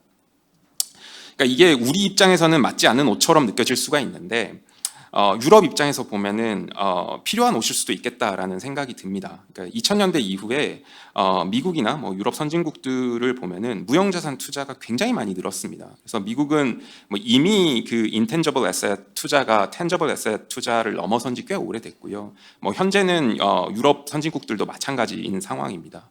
그래서 실제로 이제 제가 좀 데이터를 좀 뽑아봤는데요. 총자산 내에서 무형자산이 차지하고 있는 비중이 미국이나 영국, 독일 보시면 굉장히 높고 다른 유럽들도 비슷한 분포가 나옵니다. 이 무형자산에서 가장 큰 비중을 차지하고 있는 게 영업권이고요. 뭐 일부 기업들 같은 경우에는 이 영업권이 단일 아이템으로 재무상태표에서 가장 큰 항목일 정도로 이 중요도가 굉장히 높은 계정이 됐습니다, 이미. 반면에 이제 한국이나 일본 입장에서는 이 영업권 회계가 절대 중요하지 않다라는 얘기가 아니라 상대적으로 매크로 와이드한 이슈는 아닐 것 같거든요. 그래서 이제 조금 더 이제 디테일하게 들여다보면 미국이나 유럽 같은 경우에는 영업권이 이미 그 영업권의 자산성이 기업 건전성을 판단을 하는데 굉장히 중요한 비중을 차지하는 것 같습니다. 총자산의 10%를 초과하는 규모로 영업권 인식하고 있는 기업들이 정말 많고요. 이런 기업들이 이제 레버리지 바이아웃을 하기 때문에 자기 자본 대비로 산출하면 정말로 어마어마하게 더 높은 수치가 나옵니다. 이게 좀 극단적인 스트레스 상황을 가정을 해봤는데 영업권의 자산성을 완전히 100% 상실한 시나리오를 산정을 하게 되면 자본 잠식 상태에 빠지는 그런 기업들도 굉장히 많습니다. 그런데도 이제 영업권이 직접적으로 현금을 창출하는 자산이 아니기 때문에 외부에서 판단도 어렵고 그리고 이제 계속해서 과대계상 문제라든지 일시에 빅베스를 하는 그런 문제들이 좀 지속적으로 발생을 하다 보니까 뭐 외국 문헌들을 보면 이게 굿일이 아니라 배드윌이다 또는 invisible burden이다 뭐 이런 표현들까지 하시거든요. 그래서 그만큼 이 영업권 회계에 대한 문제 의식이 강하고 개선의 요구가 큰 상황이기는 합니다. 반면에 이제 한국이나 일본 입장에서는 아니 불은 저쪽 동네에서 났는데 왜 우리한테까지 소방 규정을 강화하라고 요구를 하지 하는 생각은 할 수 있을 것 같아요. 근데 이제 제가 변화의 속도를 조금 살펴봤을 때 결국에는 우리 입장에서도 큰 이슈가 될 부분이라고 생각을 합니다. 뭐 언제가 될지는 모르겠지만 보시면은 한국하고 일본이 무형자산이나 영업권 증가 속도는 전 세계에서 굉장히 빠른 빠른 국가거든요. 그래서 우리도 언젠가는 이제 무형의 경제에서 회계의 역할에 대한 고민을 할 시기가 올 것이고 또 와야 하기 때문에 뭐 미리 글로벌 스탠다드를 따라가는 거 나쁘지 않다고 생각을 합니다. 다만 그랬을 때 이제 이게 편익이 있으려면 가장 핵심은 제 생각에는 기대 시너지 효과를 얼마나 합리적으로 추정해서 표시할 수 있을까에 대한 부분인 것 같거든요. 근데 아직 구체적인 지침이 없기 때문에 제가 그냥 혼자 생각을 해봤습니다. 그러니까 기대 시너지 효과를 측정을 해서 재무제표 특히나 주석에 이제 공시를 하라고 한다면 기업이 과연 시너지를 독립적으로 추정을 할까? 그러니까 그렇지 않을 것 같거든요. 일단은 최초 매수 가격이 적정했다라는 거를 입증하려고 할 거고요. 또 그거를 감사가 가능한 형태로 제시를 해야 하잖아요. 그렇게 되면은 제 생각에는 이제 기존의 그 영업권에서 계속 기업 요소, 그러니까 스탠드 얼론 관점에서의 초과 수익력에 기반해서 공정 가치를 추정을 하고 이걸 차감한 금액을 시너지 금액으로 좀 끼워 맞추는 형태가 되지 않을까? 그냥 소설입니다. 예상입니다. 근데 이렇게 됐을 때 이미 영업권 자체도 잔여적으로 다양한 요인에 의해서 오차가 포함된 그 수치인데 이 잔여의 잔여 방식으로 이렇게 또 추정이 된다라고 한다면 과연 이게 투자자가 원하는 정보였을까 하는 생각도 조금 들기는 합니다. 그래서 결론은 이 요구 정보들 정말로 좋은 정보라고 생각을 하고요. 그대로만 제대로 이루어질 수 있다면 M&A 의사결정에 대해서 외부 감시와 견제를 활성화하는 정말 진일보한 그런 기준 역할을 할 거라고 기대를 합니다. 다만 이게 앞서 말씀드린 대로 이제 전통적으로 이제 재무제표 정보인가에 대한 의문이 조금 있고요.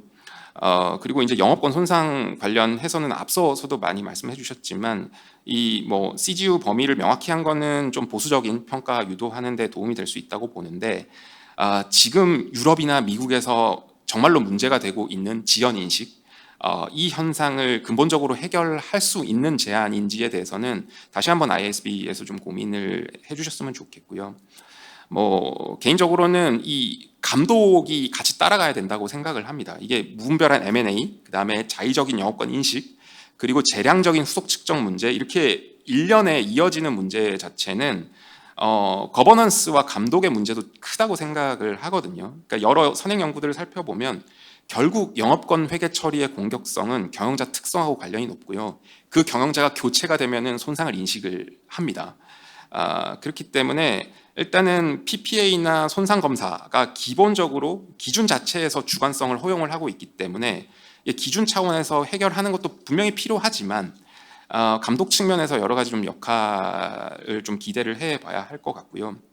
그래서 뭐 이런 부분들을 좀 잘 고려해서 이 기준 공개 초안이 좀 의도한 목표를 달성할 수 있는 그런 계기가 됐으면 좋겠습니다. 제 발표는 이상으로 마치겠습니다. 감사합니다. 예, 토론 감사합니다. 일단 그 IFRS 3의 공개 초안에서 그 요구하는 그 정보들이 굉장히 유용한 정보일 거라는 것에 대해서는 공감을 해주신 것 같고요. 다만 이제 그런 부분들이 재무제표에서 공시할 정보인지 아닌지에 대해서는 조금 더 근원적인 고민이 좀 필요하다라는 말씀을 좀 해주셨던 것 같고요. 또 한편으로는 이런 정보들이 활성화가 되고 공시가 되면 사실은 어떤 외부의 시각에서 감시라든지 견제라든지 이런 것들이 활성화되지 않겠는가 하는 쪽에 말씀도 해주셨고, 사실은 이게 회계 기준에서 요구를 한다면 그것에서 그칠 것이 아니라 기업 차원에서의 어떤 거버넌스라든지 또는 감독 차원에서도 반드시 뒤따라져야 이게 실효성이 있지 않겠는가 하는 쪽에 토론을 해주신 것으로 요약할 수 있을 것 같습니다. 예, 마지막으로 김진욱 교수님께서 토론해 주시도록 하겠습니다. 네, 안녕하세요. 건국대학교 김진욱입니다. 정혜진 선임연구원님 차분한 발표 잘 들었고 앞선 토론자 분들께서 좋은 말씀 많이 해서 잘 들었습니다. 사실은 제가 오늘 수업을 빼먹고 왔는데 학생들에게 이 웨비나를 보라고 했는데 저희 학생들이 굉장히 많이 배울 수 있는 기회가 된 것 같습니다. 우선 공개 초안의 적절성에 대해서 논의하려면 공개 초안의 목적을 먼저 살펴봐야 될 것 같습니다. 그리고 공개 초안의 내용이 IASB가 원하는 목적을 달성하기에 적합한지 얘기를 해봐야 할 것 같습니다. 정혜진 선임연구원님께서 잘 설명해 주신 것처럼 이번 공개 초안의 목적은 기업이 취득 사업에 대한 정보를 이용자들에게 합리적인 비용으로 제공할 수 있도록 기준을 개선하는 것입니다. 자, 여기서 정보 이용자가 나오고요. 비용이라는 단어도 등장합니다. 즉 정보 이용자의 효익과 정보 제공자의 비용 측면에서 공개 초안을 평가해야 할 것 같습니다. 그리고 동시에 IASB가 인지한 문제점에 대한 해결책을 이 공개 초안이 잘 어드레스하고 있는지에 대해서도 얘기를 해봐야 될 것 같습니다. 즉 효익 측면에서 제한 사항을 충족하면 문제점이 해결되는가, 그리고 동시에 비용을 고려할 때 제한 사항이 문제점 해결하는 것 이상으로 과하지는 않은지에 대해서도 생각을 해봐야 될 것 같습니다. 사업 결합 공시에 대해서 IASB가 인지한 문제점은 사업 결합의 후속 성과에 대한 정보 부족이라는 것인 것 같습니다. 그리고 관련 제한 사항은 크게 이렇게 6가지인 것 같습니다.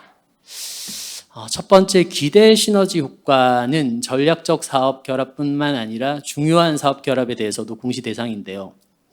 우선 이 기대 시너지에 대한 정량적인 정보 제공이 앞서 말씀드렸던 문제점, 후속 성과에 대한 정보 부족이라는 문제를 해결하는 데 직접적인 해결 방안인지에 대해서는 사실 잘 모르겠습니다. 다들 말씀하셨던 것처럼 기대 시너지 효과는 이용자에게 사업 결합의 타당성을 평가할 수 있게 하고, 또 사전적으로 작성자에게 경영진의 수탁 책임을 강조할 수 있습니다. 그렇지만 상당한 가정과 판단에 기초해서 작성되는 이 정량적인 정보가 이용자에게 신뢰성 있는 정보를 제공할 수 있을지에 대해서는 의문이 있고요. 그리고 기대 시너지 효과와 원가는 점 추정치, 포인트 에스티메이트뿐만 아니라 범위로도 제공 가능하다라고 하는데요. 자, 그런데 점 추정치가 아니라 범위로 제공되는 기대 시너지 효과가 과연 정보 이용자에게 목적 적합한 정보, 즉 의사결정의 차이를 만들어내는 정보인지에 대해서도 의문이 존재합니다. 회계학 선행 연구들을 살펴보면요, 경영자 이익 예측 공시와 같은 forward looking information이 점 추정치가 아닌 범위로 제공될 때는 목적 적합성과 신뢰성이 감소된다라고 하는데요. 그리고 범위로 제공되는 추정치 사이에서도 차이가 존재할 것 같습니다. 예를 들어서 20에서 30이라는 정보와 30 이하라는 정보는 의사결정의 차이를 만드는 그 정도가 확연히 다를 수 있다라고 생각이 됩니다. 전략적 이유 공시라는 제한사항을 살펴보기 전에 앞서 잠깐 언급되었던 올 3월 금융위가 발표한 입법 예고 내용을 잠깐 살펴보겠습니다. 사실 제가 이 금융위 TF에 참여했었기 때문에 이 내용에 대해서는 간단히 알고 있습니다. 총 4개 꼭지 중에서 투자자 보호와 글로벌 정합성 제고 꼭지에서 합병 진행 관련 공시와 이사회 의견서 공시 내용이 있습니다. 합병 진행 관련 공시에는 합병 추진 배경, 거래 상대방 선정 이유, 합병 진행 시점 결정 이유가 추가되었고요. 그리고 합병의 목적, 기대 효과, 합병 가액, 합병 비율, 반대한 이사와 그 사유가 이사회 의견서로 공시되어야 합니다. 지금 말씀드리려는 전략적 이유는 이 금융위 입법 예고와도 겹치는 부분이 있기 때문에 2가지 내용이 한꺼번에 동시에 좀 고려되어야 할 것 같습니다. 자, 이 전략적 이유 공시는 사업 결합 타당성을 평가하기 위한 기본적인 내용이라고 판단되기는 하지만 동시에 또 민감 정보 공시에 대한 우려도 존재한다라고 생각이 됩니다. 그리고 이번에 새로 도입된 아마 개념이 전략적 사업 결합인 것 같습니다. 10%를 적용하는 양적 기준, 그리고 또 다른 질적 기준이, 그런데 저희가 생각해 봐야 될 점은 과연 정보 이용자가 생각하는 기준과 일치하는지 먼저 고려가 되어야 될 것 같습니다. 그리고 언뜻 10%가 어느 정도 수준인지 감을 잡기가 힘든데 앞서 좀 발표를 해주셨지만 총자산 기준으로 10%면 아마 20% 정도 차지한다라고 했는데, 최근 보고기간 기준 요 3가지 중 하나라도 10%를 초과하는 사업 결합이 전체에서 어느 정도인지도 확인해 볼 필요가 있을 것 같습니다.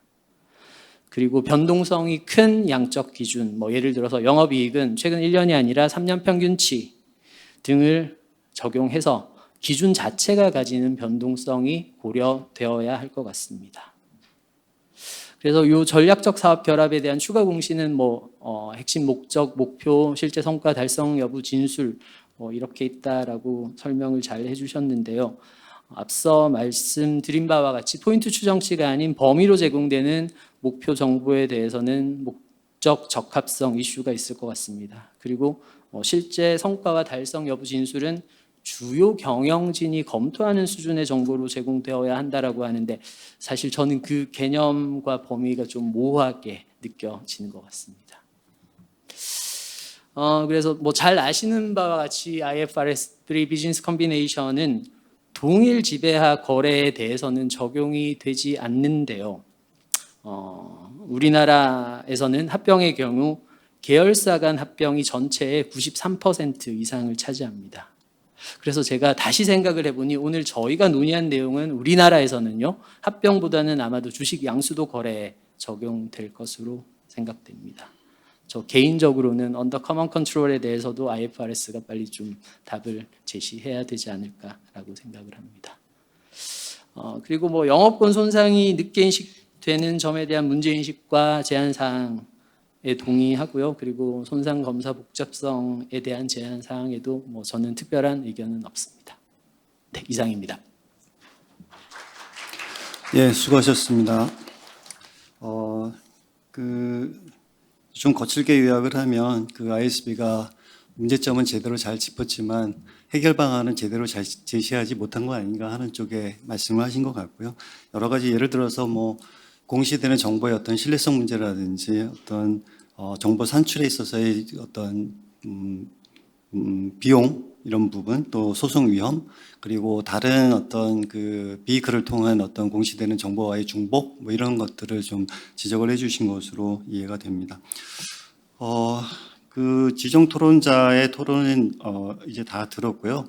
저희가 이제 지금부터 질의응답을 시작하도록 할 텐데 현장에서도 질의를 좀 해주셨고요. 온라인을 통해서도 질의를 해주신 분이 있습니다. 그래서 모두 한 3개 정도 저희가 골라서 그 부분들에 대해서 답을 하도록 하겠습니다.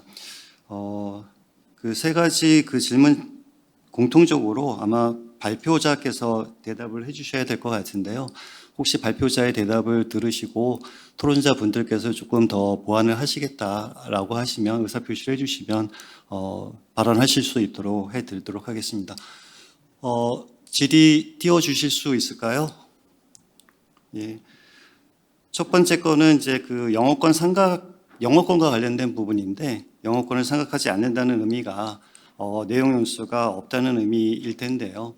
그렇다면 사업결합의 결과에 대해서 무한적인 공시를 해야 된다는 의미가 될 수 있을 것 같다라고 하시면서 두 기준의 어떤 개정이 모순이 아닌지 아니면 영어권 손상이 없는 한 기업은 지속적으로 사업결합 성과를 보고하라는 의미인 것인지 그 부분에 대해서 질문을 해주셨습니다. 정혜선님께서 답변을 좀 해주시죠. 네. 먼저 한 가지 설명드려야 될 부분이 제 38호를 보시면은 무형자산 기준서에 따르면 자산의 내용 연수가 비한정이라는 이유가 그게 무한이라는 것을 의미하진 않습니다. 조금 비한정이랑 무한은 조금 다르게 쓰이고 있고요.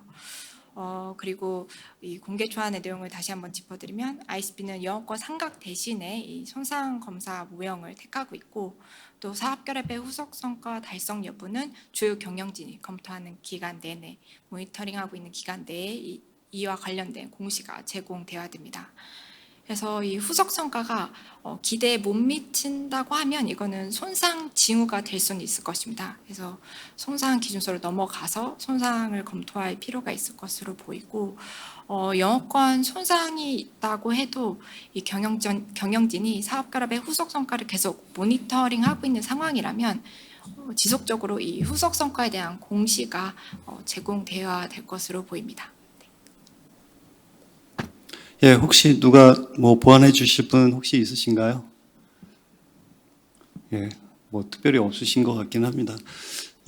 ISB가 제안한 공개 초안의 내용들을 보면 경영진이 바라보는 시각으로 외부 이용자들에게도 정보를 제공하겠다 하는 쪽의 의지가 좀 있는 것 같습니다. 그래서 결과적으로는 그 사업 결합에 대해서 경영진이 추가적으로 검토를 하고 모니터링을 계속하고 있는지 없는지에 따라서 사실 공시 기간이라든지 이런 부분들이 좀 결정될 수 있지 않을까 하는 생각을 좀 해봅니다. 두 번째 질문 다뤄보도록 하겠습니다. 두 번째 질문은 공개 초안의 주요 내용 요약 중에서 사업 결합을 분류하는 범위가 총 3개로 이제 구분되어 있는데요. 모든 사업 결합이 있고 중요한 사업 결합 그리고 전략적 사업 결합 그 3가지가 있는데 그 중에서 중요한 사업 결합은 어떻게 정의가 되고 구분할 수 있는지 그것에 대해서 궁금해 하십니다. 역시 정혜진 선임께서 답변해 주시기 바랍니다. 네, 그 중요성에 대한 기준은 지금 전략적 사업 결합처럼 양적 기준을 제공하고 있지는 않습니다. 저희가 일반적으로 중요성 기준을 판단하는 그 IFRS의 전반적인 기준을 적용해야 되는 것인데 이용자의 의사결정에 어떤 차이를 발생한다 하면 중요하다고 보고 있습니다. 그래서 사업 결합이 이용자의 의사결정에 차이를 발생하는 사업 결합이라면 중요한 사업 결합에 해당한다고 볼 수 있습니다. 예, 그 중요성이라는 개념을 가지고 판단을 해야 될 사항인 것 같고요. 그 부분이 사실은 기업도 그렇고 감사인도 그렇고 여러 가지로 좀 어려울 수 있는 부분이긴 한데 마침 이제 ISB가 발간한 그 실무서 중에 중요성 실무서라는 것이 있기 때문에 거기에 이제 몇 단계 이렇게 그 설명을 좀 해놓은 부분들이 있습니다. 그래서 그것에 따라서 조금 판단을 해보면 중요한 사업 결합은 어느 범주까지를 뭐 해야 되는지 하는 부분들을 조금 도움을 받을 수 있지 않을까 하는 생각이 들고요. 뭐 방금 그 답변하신 것처럼 어떤 양적 기준이라든지 이런 부분들은 존재하지는 않는 것 같습니다. 마지막으로 세 번째 질문 다뤄보도록 하겠습니다. 공개 초안이 최종 기준서로 확정되기까지 어떤 절차를 거치게 되는지 예상되는 소요 시간은 어느 정도인지를 궁금해 하셨습니다. 이거 역시 정혜진 선임께서 답변해 주시기 바랍니다. 네, 공개 초안이 발표가 되면 지금처럼 의견 조회를 하고 의견 조회가 끝나면 그 결과를 토대로 프로젝트의 방향이 결정됩니다. 그래서 유용하다고 생각되면 개정으로 넘어가는 것이고 그렇지 않다면은 프로젝트가 중단되기도 합니다. 그래서 만일 개정으로 진행된다 하면은 통상 2년에서 3년 정도 그 최종 기준서가 나올 때까지 시간이 소요됩니다. 예, 구체적인 어떤 일정을 제시하기는 어렵지만 대략적인 일정은 이제 그렇게 감안하시면 될 것 같고요. 그 온라인으로 질의해 주신 부분, 현장에서 질의해 주신 부분도 다 다뤘습니다. 혹시 저희가 이 3가지로 다루지 않은 부분들에 있어서는 개별적으로 답변해 드리도록 할 예정이고요. 오늘 그 발표하신 분 그리고 토론하신 분 모두 수고 많이 하셨고 근데 한 가지 그냥 조금 아쉬운 부분은 토론을 하면서 이제 여러 가지 의문점이라든지 우려라든지 이런 부분들을 제시해 주시긴 하셨는데 거기에 조금 한 발 더 나아가서 건설적인 대안이라든지 이런 부분들이 있었으면 더 좋았겠다 하는 이제 좀 아쉬움이 없지 않아 있긴 있습니다. 저희가 이제 이런 그 주신 의견들은 최종적으로 ISB에 보내는 의견서에 반영을 해서 ISB에 제출을 하도록 그렇게 할 예정이고요.